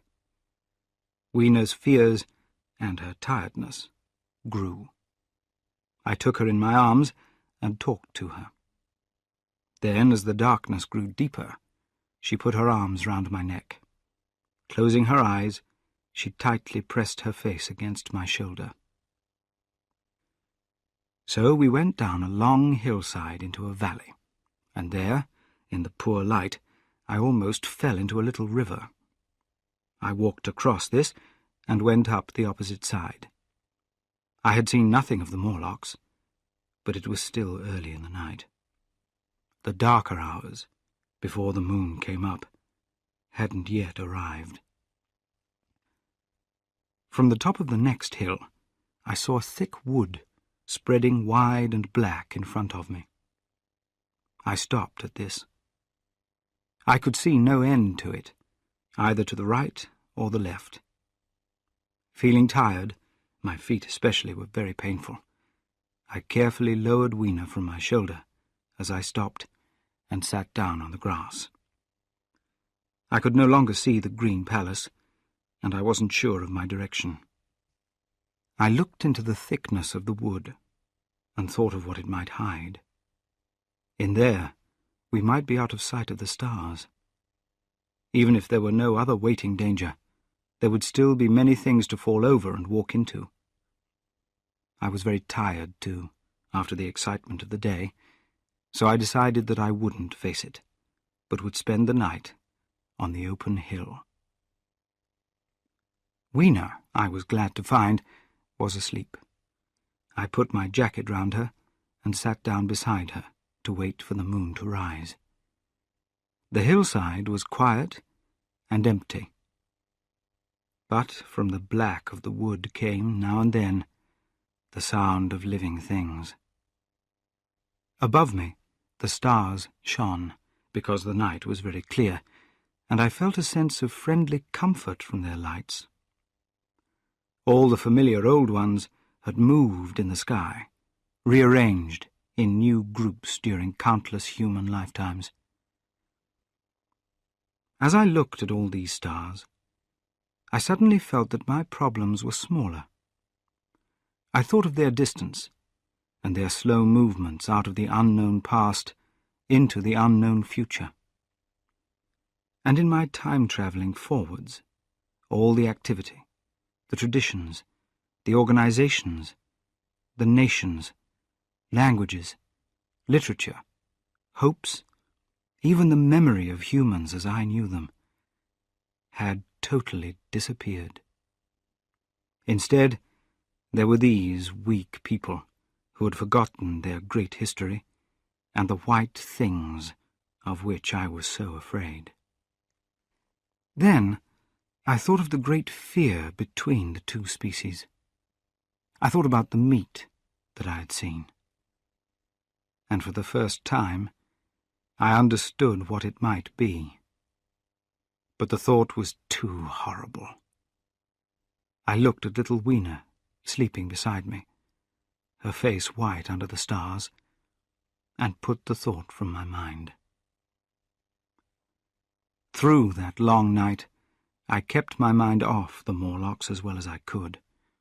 I passed the time by trying to find signs of the old groups of stars in the sky. No doubt I slept a little.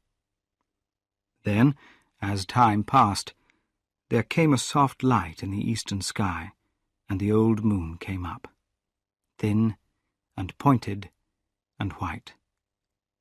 And close behind, and stronger, came the light from the sun. No Morlocks had come near us. In fact, I had seen none on the hills that night, and in the confidence of the new day, it almost seemed to me that I had been wrong to be afraid. I stood up, and found my foot with the loose heel was painful, so I sat down again, took off my shoes, and threw them away.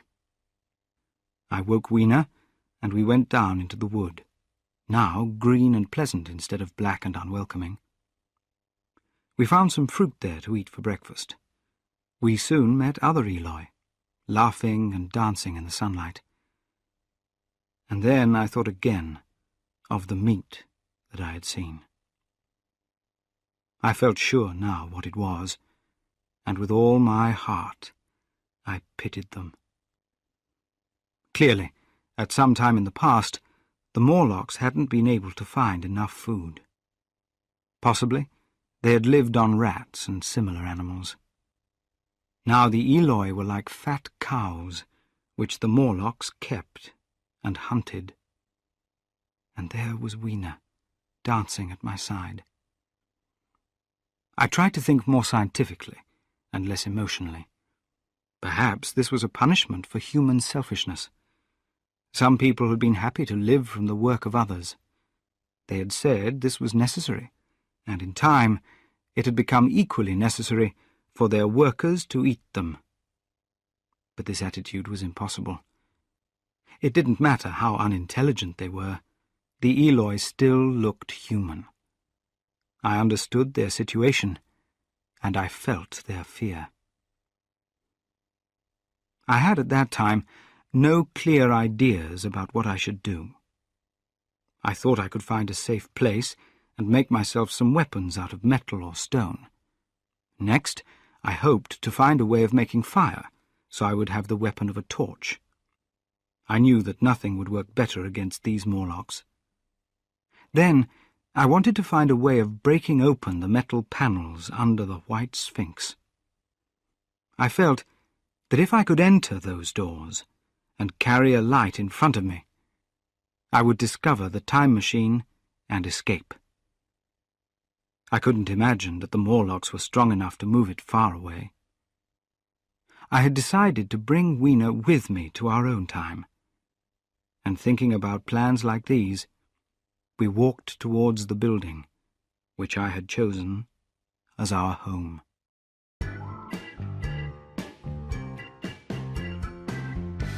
Chapter 11.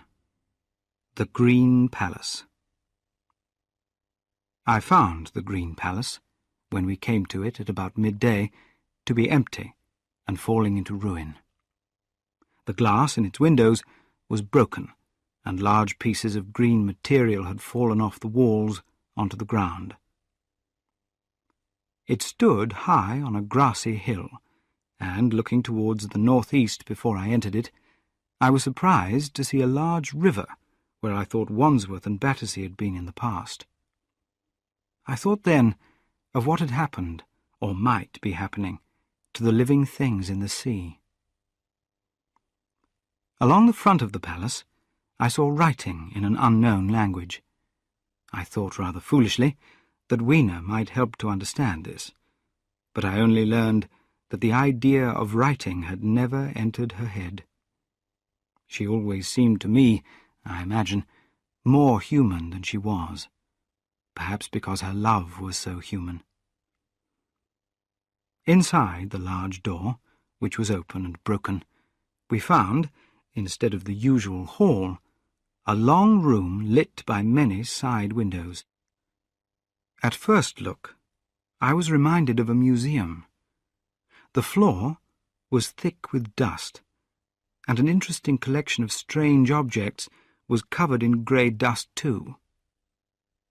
Then I noticed, in the centre of the room, the bones of a large animal.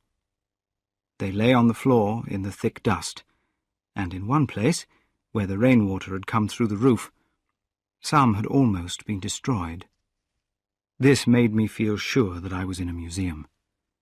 Going towards the side, I found shelves, and on them I found the old familiar glass cases of our time. They had kept the air out. The objects inside were still in good condition. I continued walking and found another short room, running across the end of the first. This appeared to be full of rocks, in which I had little interest, so we didn't stop. The next room appeared to be about natural history, but everything had changed so much that it was unrecognizable. A few blackened things which had been animals many years before, a brown dust of dead plants, that was all. I was sorry about that, because I wanted to know how people had learned to control nature. Then we came to an enormous room, which was very badly lit. Every few meters, white glass balls hung from the ceiling, many of them broken, which suggested that the place had had electric lighting. On either side of me were large machines, all in bad condition and many broken down, but some still quite complete. I wanted to stay among these because I could only make guesses at what they were for. I thought that if I could learn to understand them, I would have powers that might be useful against the Morlocks. Suddenly, Weena came very close to my side, so suddenly that she surprised me. I woke out of my dream, and then noticed that the floor of the room went downhill. I had come in at an end that was above ground, and had a few tall, thin windows. As you went down the room, the ground came up against these windows, until finally there was only a narrow line of daylight at the top. I had moved slowly, thinking about the machines, and had been too interested in them to notice that it was getting dark. Then Weena's increasing nervousness made me realize that the room ran down into thick darkness. I stopped, and, as I looked around me, I saw that the dust was thinner there. Further away towards the darkness, it appeared to be broken by a number of small, narrow footprints. I felt that I was wasting my time looking at this machinery. I remembered that it was already late in the afternoon, and that I still had no weapon, no safe place, and no way of making a fire. And then, down at the far end of the room, I heard the sound of footsteps, and the same strange noises I had heard down the well. I took Weena's hand. Then, getting a sudden idea, I left her and turned to a machine on which there was a long metal bar. Climbing up and taking this in my hands, I put all my weight on it sideways. It broke after a few seconds, and I rejoined Weena with a weapon in my hand. It was heavy enough, I thought, to break the head of any Morlock I might meet. And I wanted, very much, to kill a Morlock or two. I wanted to go straight down the room and kill the ones I heard. I didn't do this, though, partly because I also wanted to stay with Weena and to get back to my time machine. Well, with a metal bar in one hand and Weena in the other, I went out of that room and into another, even larger one, which was full of old books. These had fallen to pieces, and none of the words could be read. I'm not a great writer, so didn't spend too long thinking about this waste of time and energy. But I did think sadly of my own 17 papers on scientific subjects. Then, going up the wide stairs, we came to a room that had perhaps been a science room, and here I had some hopes of finding something useful. Except at one end, where the roof had fallen down, This room was in good condition. I went quickly to every unbroken case. At last, in one of them, I found a box of matches. Very excited, I tried them. They were dry and perfectly good. I turned to Weena. "Dance," I said to her in her own language, because now I really had a weapon against the horrible creatures that we were afraid of. And so, in that broken-down museum, on the thick, soft carpet of dust, to Weena's great happiness, I danced a slow dance, singing a song as well as I could. Partly the dance was from different countries, partly it was my own invention, because I am naturally inventive, as you know. It was strange that this box of matches had lasted for so many years, but it was very fortunate for me. And I also found something even less likely, a jar containing a number of candles. I broke it open, put these in my pocket, and left that room very happy. I can't tell you all the story of that long afternoon.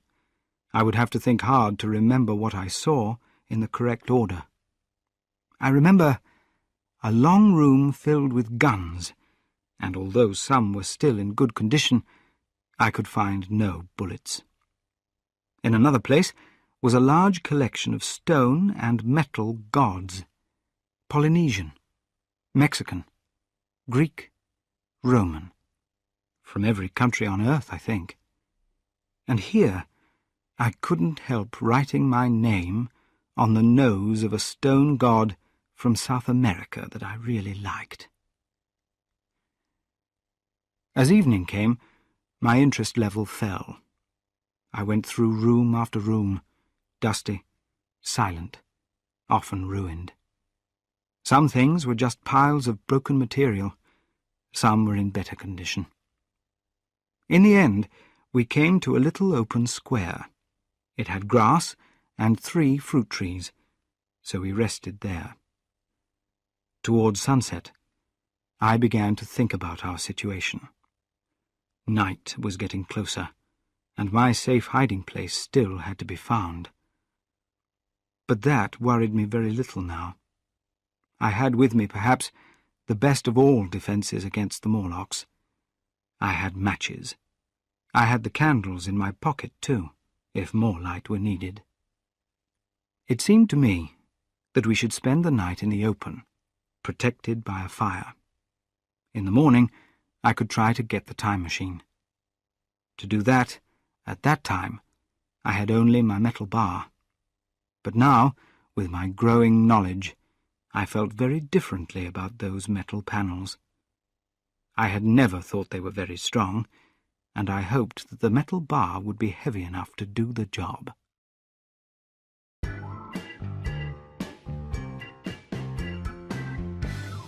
Chapter 12. Fear of Fire. When we came out of the palace, the sun hadn't completely gone down. I wanted to get through the woods before it was dark, and to reach the White Sphinx early the next morning. My plan was to go as far as possible that night, and then build a fire and sleep in the protection of its light. So as we went along, I collected sticks and dry grass, and soon had my arms full. Because of this, we walked more slowly than I had expected, and also Weena was tired. And I began to suffer from sleepiness too, so it was night before we reached the wood. On a bushy hill at the edge of it, Weena wanted to stop, afraid of the darkness in front of us. But a strong feeling of danger, that I failed to see as a warning, made me continue. I had been without sleep for a night and 2 days, and felt ill and bad-tempered. I felt sleep coming on me, and the Morlocks with it. Then, among the black bushes behind us, and dark against their blackness, I saw 3 figures close to the ground. There was long grass all around us, and I didn't feel safe from them. The forest, I thought, was about 1 kilometre across. If we could get through it, to the open hillside, that, it seemed to me, was a much safer resting place. I thought that with my matches and my candles, I could keep my way lit through the woods. But I knew that I wouldn't be able to hold my firewood too. So, rather unwillingly, I put it down. Then it came into my head that I would surprise the Morlocks behind us by lighting it. I soon discovered how stupid this was, but at the time it seemed a good way of protecting our backs. I don't know if you have ever thought what an unusual thing fire must be, where there are no people and where the climate is cool. The sun's heat is not often strong enough to burn plants, even when it shines through a drop of water, as sometimes happens in hotter places. Lightning may start small fires, but they don't usually spread very far. In this future time, the way to make fire had been forgotten in the world. The red tongues climbing my pile of wood were completely new and strange to Weena.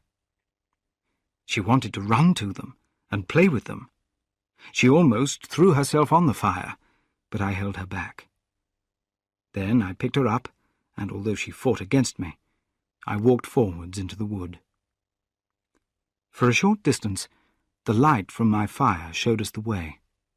Looking back, I could see through the many trees that from my pile of sticks, the fire had spread to some bushes.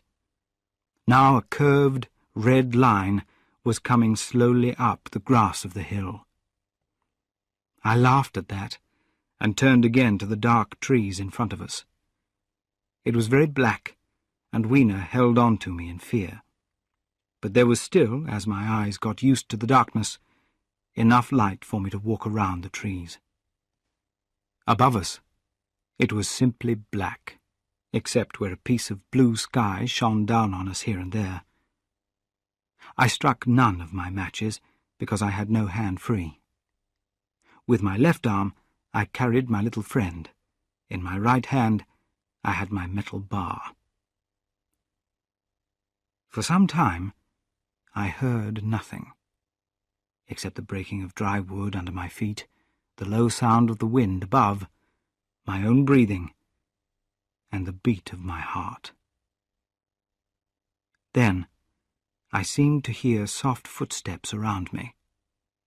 I kept moving.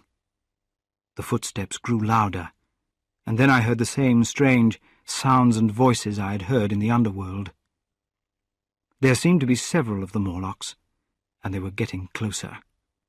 In fact, in another minute, I felt one of them pull at my coat, then something on my arm. Weena shook violently, and then stopped moving.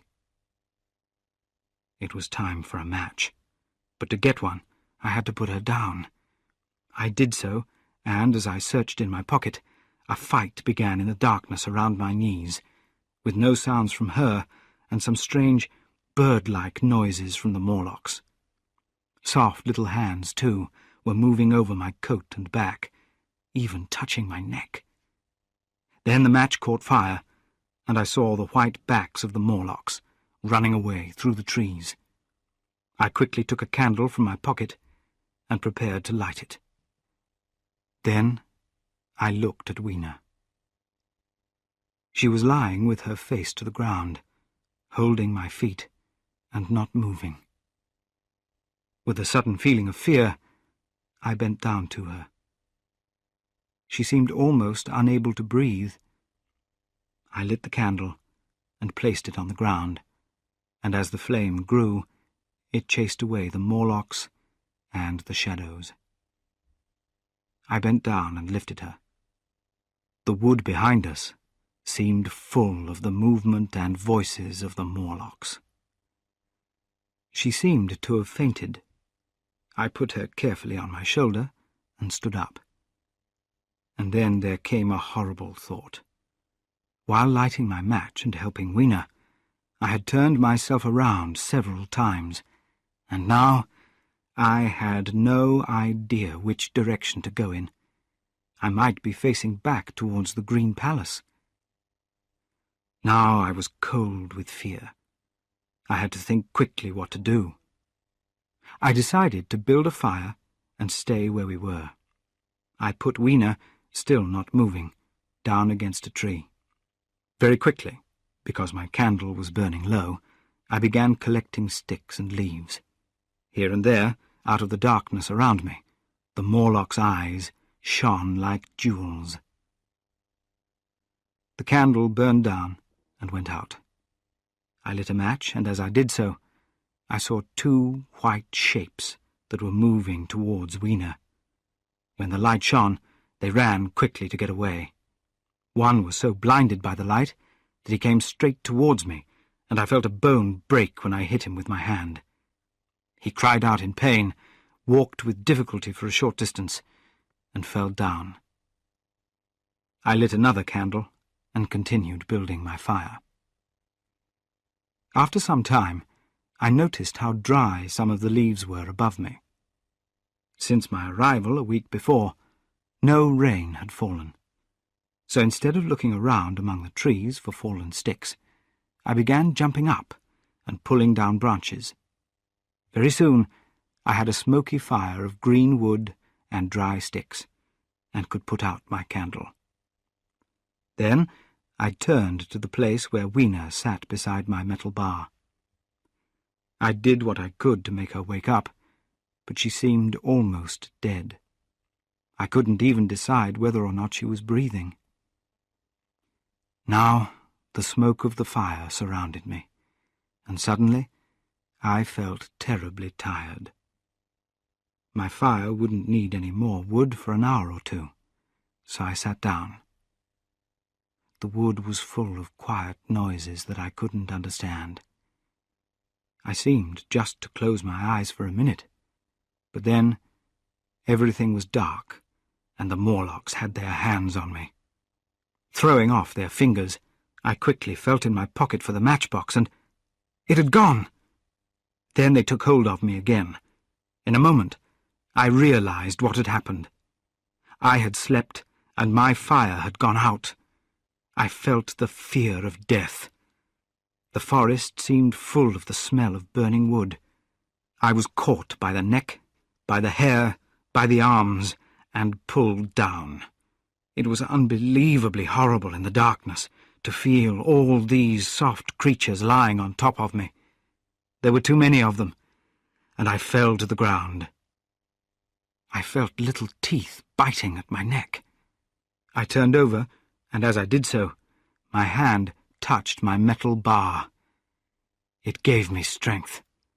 I fought hard to get back on my feet, shaking off the human rats. Holding the bar against my body, I pushed where I thought their faces might be.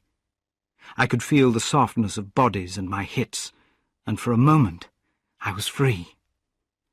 I felt the strange happiness that so often seems to come with hard fighting. I knew that both I and Weena were finished, but I decided to make the Morlocks pay for their meat. I stood with my back to a tree, moving the metal bar from side to side in front of me. The whole wood was full of the movement and cries of the Morlocks. A minute passed. Their voices seemed to rise to a greater level of excitement, and their movements grew faster. But no more came within reach. I stood, staring into the blackness.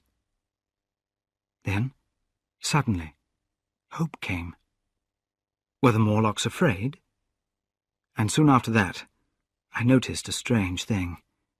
The darkness seemed to grow lighter. I began to see the Morlocks around me, 3 half dead at my feet. Then I recognized, with great surprise, that the others were running from behind me and away through the wood in front. And their backs seemed no longer white, but reddish. As I stood there, my mouth open in surprise, I saw a little cloud of smoke move across a small area of starlight between the branches and disappear.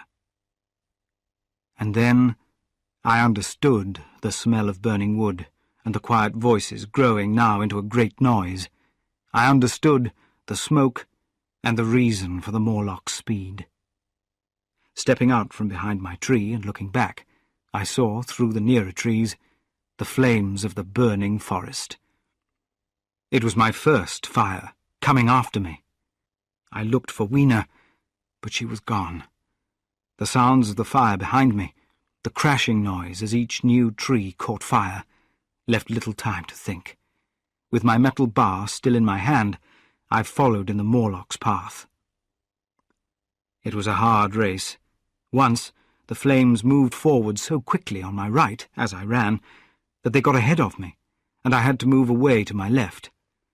But at last, I came out of the trees into a small open space, and as I did so, a Morlock rushed towards me. He ran blindly past me, and straight into the fire. And then I saw the most strange and horrible thing, I think, of all that I saw in that future age. This whole space was as bright as day with the light of the fire. In the centre was a small hill surrounded by burned bushes. Beyond that was another arm of the burning forest, with yellow tongues of flame already coming from it, completely surrounding the space with a ring of fire. On the hillside were 30 or 40 Morlocks, blinded by the light and the heat, running here and there against each other in their fear. At first I didn't understand their blindness, and struck angrily at them with my bar, in terror, as they came close to me. I killed one and hurt another. But when I had watched the movements of one of them under the bushes against the red sky, and heard their cries, I understood their total helplessness and pain in the strong light, and I hit no more of them. But now and then one ran straight towards me, frightening me so much that I got out of his way. At one time the flames became a little less bright, and I was afraid the awful creatures would be able to see me. I was even thinking of beginning the fight by killing some of them before this happened, but the fire started up again, and I stopped myself. I walked around the hill among them and kept out of their way, looking for a sign of Weena. But Weena was gone.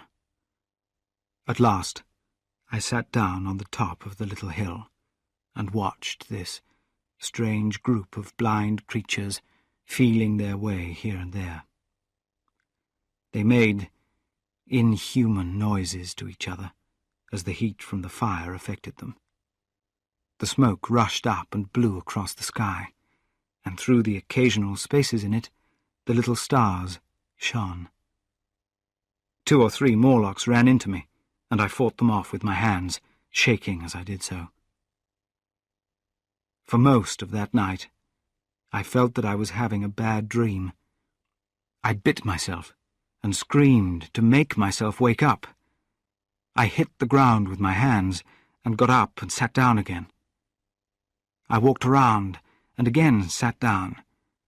Then I started calling to God to let me wake. 3 times I saw Morlocks put their heads down in great pain and rush into the flames.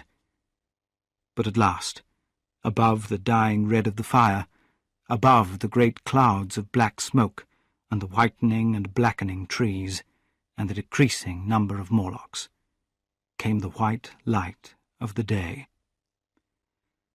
I looked again for signs of Weena, but there were none. It was clear that they had left her poor little body in the burning forest. I can't describe how glad I was that it hadn't been eaten. As I thought of that, I wanted to kill the helpless Morlocks around me, but I managed to control myself. The hill, as I have said, was a kind of island in the forest. From the top of it, I could now see the green palace through the thin smoke, and from that I could work out my direction to the White Sphinx. And so, leaving the last of the Morlocks running and crying, I tied some grass around my feet and limped across smoking grass and burnt wood, still hot inside, towards the hiding place of the time machine. I walked slowly, because I was very tired and my feet were painful. I was so sorry about the death of little Weena. It seemed such a terrible thing. Now, back in my own room, it feels more like the sadness of a dream than a real sadness. But that morning, I felt very lonely again.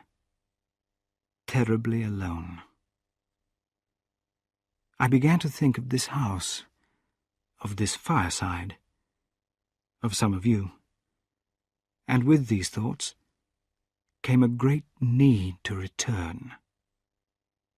But as I walked over the smoking ground, under the bright morning sky, I made a discovery. In my trouser pocket, there were still some loose matches.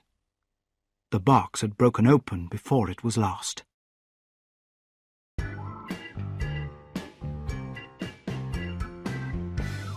Chapter 13. A Fight for the Time Machine. At about 8 or 9 in the morning, I came to the same seat of yellow metal from which I had looked at the world on the evening of my arrival. I thought of my first ideas about this future world on that evening, and I couldn't stop myself laughing at my confidence. I was sad to think how short the dream of human intelligence had been. It had tried to make a comfortable, fair, and safe society. It had succeeded, and had then led to this. We forget the law of nature, that change, danger, and trouble make us think harder. Nature never asks the brain to work until habit and feeling are useless. There is no intelligence where there is no change, and no need of change. So as I see it, the upper world people had moved towards their weak prettiness, and the underworld to hard work. But it seemed that, as time passed, the upper world had stopped feeding the underworld. And when other meat failed them, the people of the underworld had started to eat what hadn't been allowed before. That is how I understood the situation in my last view of the world of 802,701. Although I was unhappy, this seat, the peaceful view, and the warm sunlight were very pleasant after the hard work, excitement, and terror of the past few days. I was very tired and sleepy, and so I spread myself out on the grass and slept. I woke up a little before sunset, and, stretching myself, I walked down the hill towards the White Sphinx. And now a most unexpected thing happened. As I came to the pedestal, I found that the metal doors were open. I stopped in front of them, not sure about entering. Inside was a small room, and on a higher place, in the corner of this, was the time machine. I had the small levers in my pocket. So here, after all my thought about breaking in, was an easy solution. I threw my metal bar away, almost sorry not to use it. A sudden thought came into my head as I bent towards the door. This time, at least, I understood the thinking of the Morlocks. Trying not to laugh, I stepped through the door and up to the time machine. I was surprised to find it had been carefully oiled and cleaned. I have thought since then that the Morlocks had even partly taken it to pieces while trying in their slow way to understand it. Now, as I stood and examined it, finding pleasure in just touching it, it happened. I had expected it. The metal panels suddenly closed with a loud noise. I was in the dark and couldn't get out. This is what the Morlocks thought, I was certain. I smiled. I could already hear them, laughing softly as they came towards me. Very calmly, I tried to strike a match. I only had to fix the levers and leave then like a ghost. But I had forgotten one little thing. Those matches could only be lit by striking them against the box. You can imagine how all my calm disappeared. The little creatures were close to me. One touched me. I struck at them with the levers and began to get into the seat of the machine. Then one hand touched me, and then another. After that, I simply had to fight against their fingers for my levers, and at the same time feel for the places where these fitted. One lever, in fact, almost got away from me. As it left my hand, I had to hit in the dark with my head. I could hear the Morlock's head ring to get it back. This was an even more dangerous fight than the fight in the forest, I think. But at last, the lever was fixed, and I pulled it. The little hands fell away from me. The darkness soon changed to the same grey light that I have already described.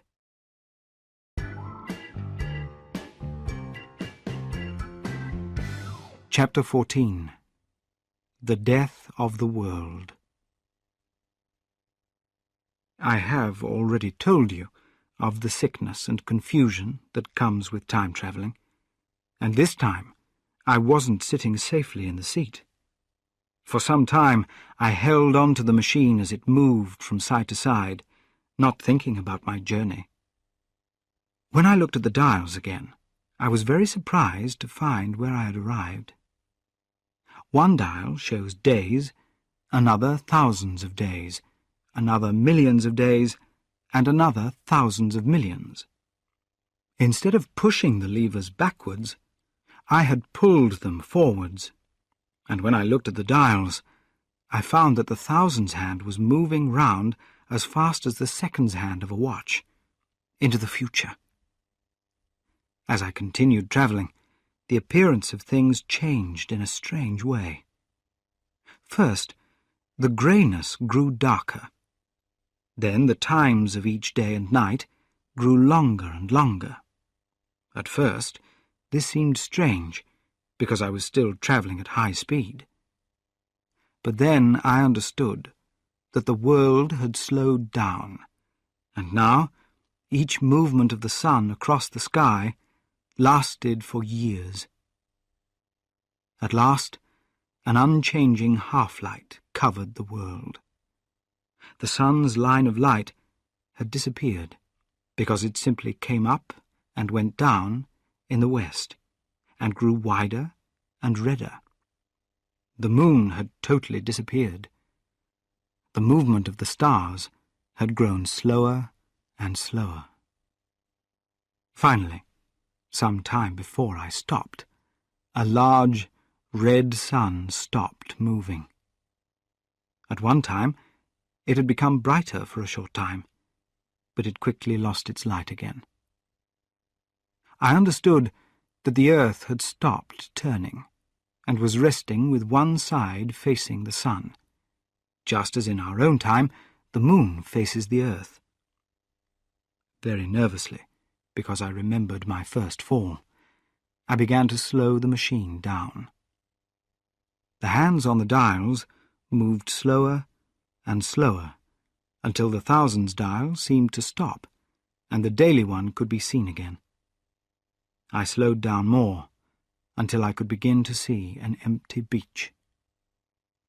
I stopped very gently and sat in the time machine, looking round. The sky was no longer blue. To the northeast it was inky black, and out of the darkness the pale white stars shone clearly and brightly. Overhead it was deep red and starless, and to the southeast it grew brighter to the point where half of the sun could be seen above the line of the land. The rocks around me were of a dull reddish colour. Some very green plants covered every part of their southeastern side, and these were the only living things that I could see.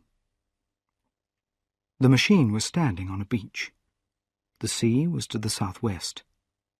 There were no waves because there was no wind. The sea moved very slowly up and down, like gentle breathing. And along the edge of the water was a thick line of salt, pink against the brightly coloured sky.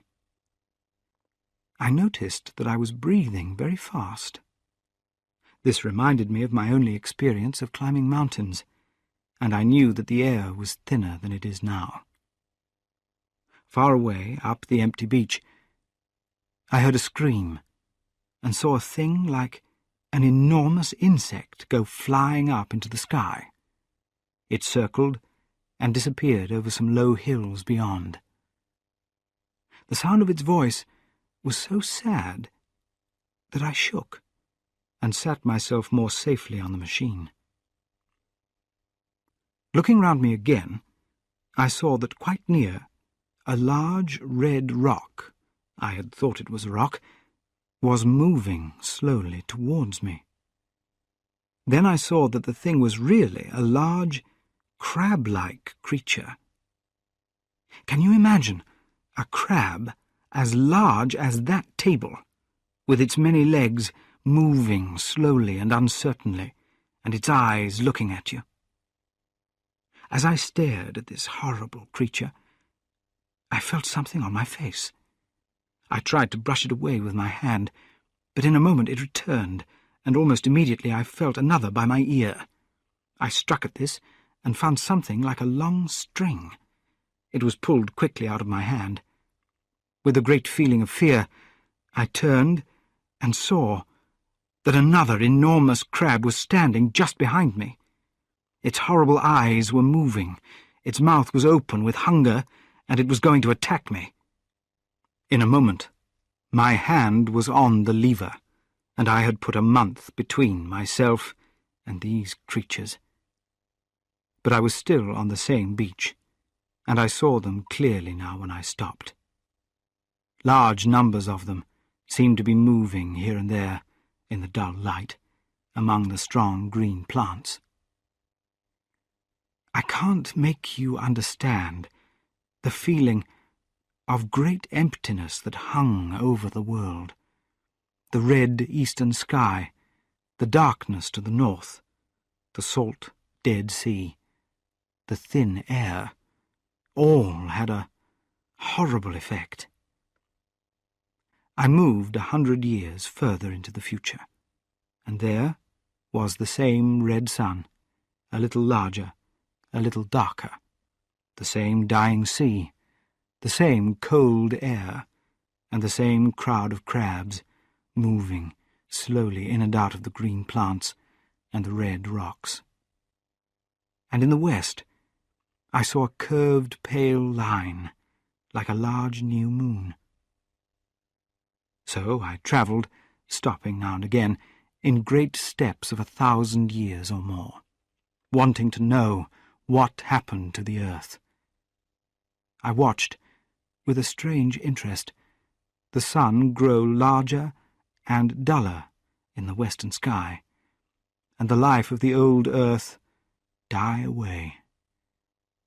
At last, more than 30 million years from now, the enormous red sun covered almost 1/10 of the darkening sky. Then I stopped again, and the hundreds of crabs had disappeared. Now the red beach, except for its green plants, seemed lifeless. A strong cold attacked me, and snow fell from time to time. There was ice along the edge of the sea, with large pieces further out, but most of that salt ocean, all bloody under the sky, was still unfrozen. I looked around me to see if any animals were still alive, but I saw nothing moving, on the land, or in the sky, or sea. A low island of sand had appeared in the sea, and the water had moved back from the beach. I thought I saw a black object moving around on this, but it stopped moving when I looked at it, and I decided that it was just a rock. The stars in the sky were very bright. Suddenly, I noticed that the shape of the sun in the west had changed, and that something was moving into its circle. For a minute, perhaps, I stared in shock at this, and then I realized that either the moon or Mercury was passing across the sun. It became darker and darker. A cold wind began to blow from the east, and the snow fell more and more heavily. Except for these lifeless sounds, the world was silent. Silent. It would be hard to describe the quietness of it all. All the everyday sounds, of people and of sheep, birds and insects, all that had ended. As the darkness grew, the snow fell more heavily, and it turned colder. The soft wind grew stronger. In another moment, only the pale stars could be seen. Everything else was darkness. The sky was completely black. This great darkness was horrible to me. I shook and began to feel very sick. Then, like a red-hot curve in the sky, the edge of the sun appeared. I got off the machine to recover. I felt unable to face the return journey. As I stood there, I saw again the moving thing on the island. There was no mistake now that it was a moving thing, against the red water of the sea. It was round, the size of a football perhaps, and long arms hung down from it. Then I felt that I was fainting, but a terrible fear of lying helpless in that awful half-darkness gave me strength while I climbed back into the seat.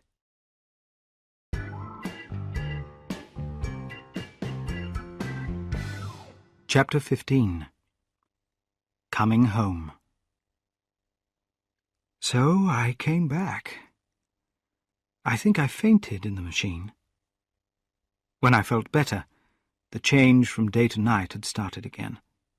The sun was golden and the sky was blue. I breathed more freely. The shape of the land moved here and there.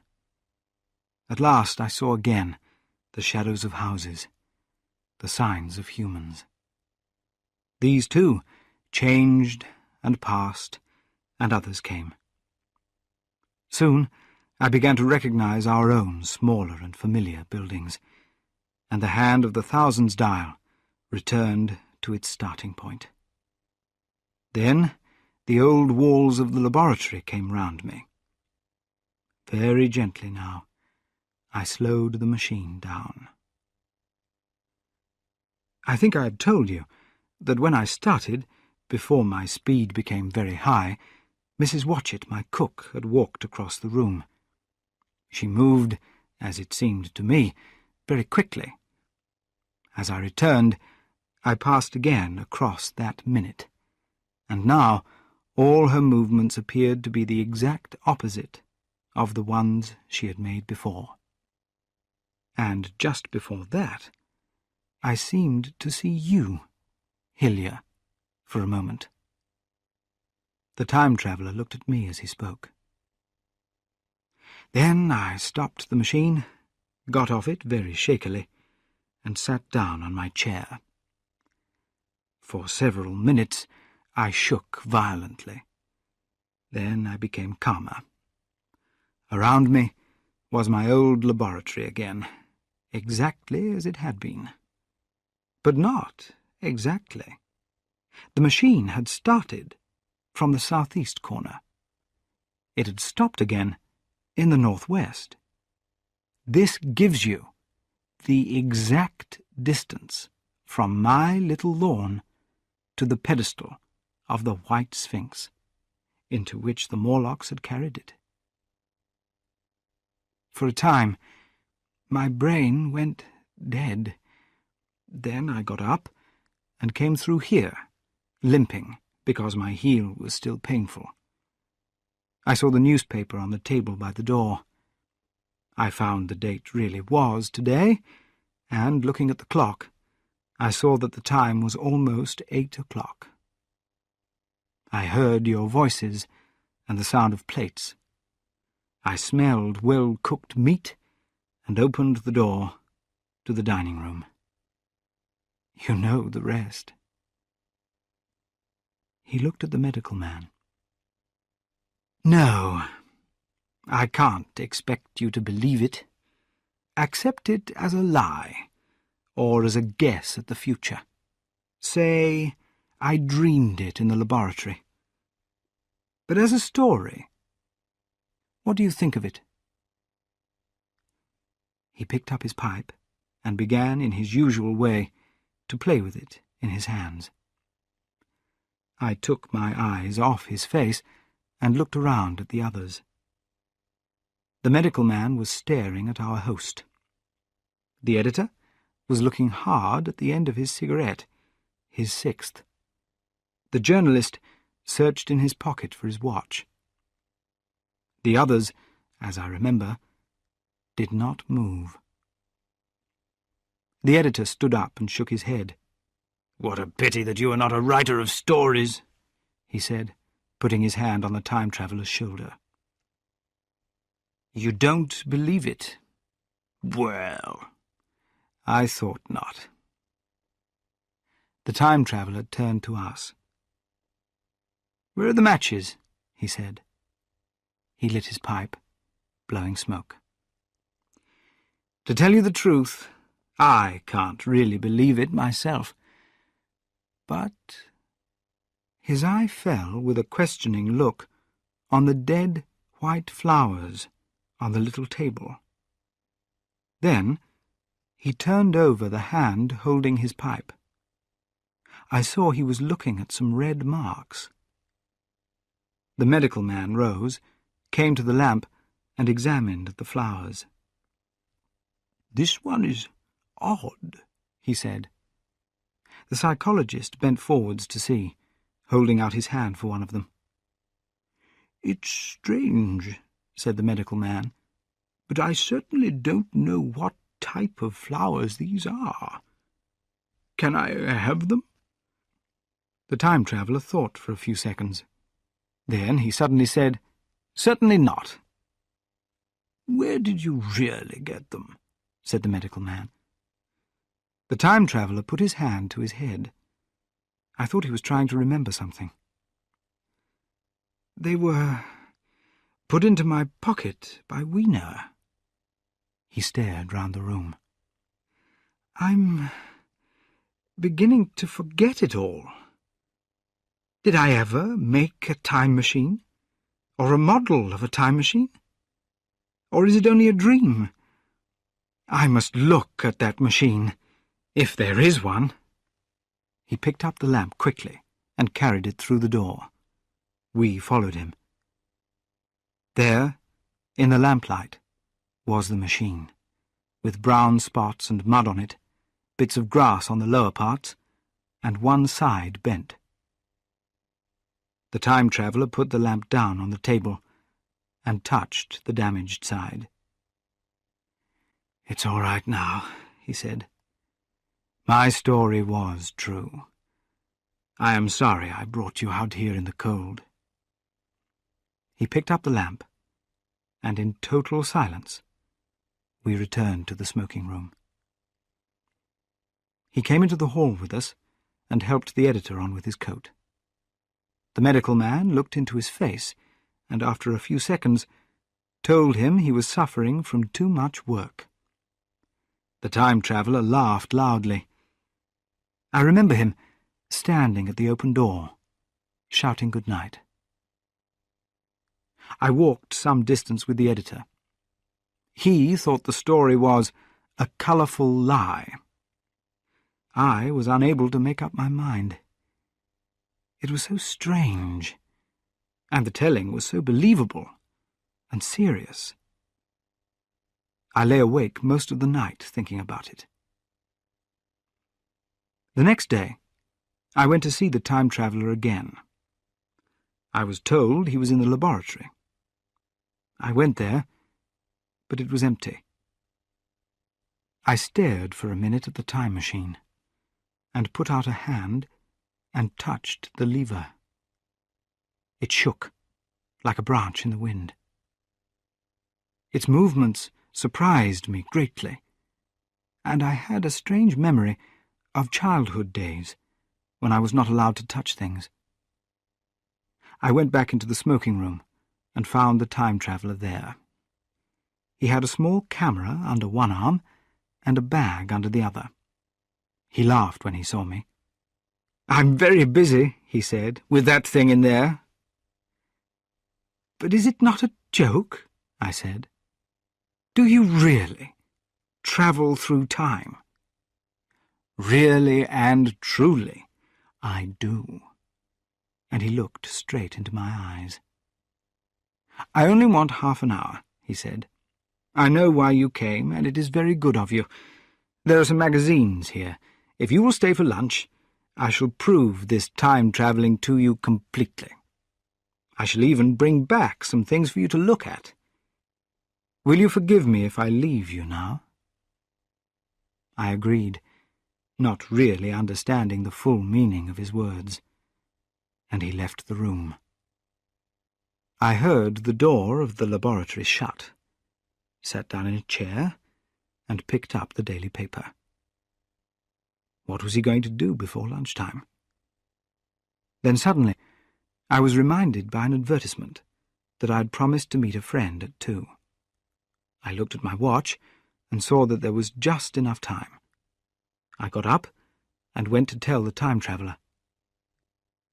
As I took hold of the handle of the laboratory door, I heard a shout, then strange noises.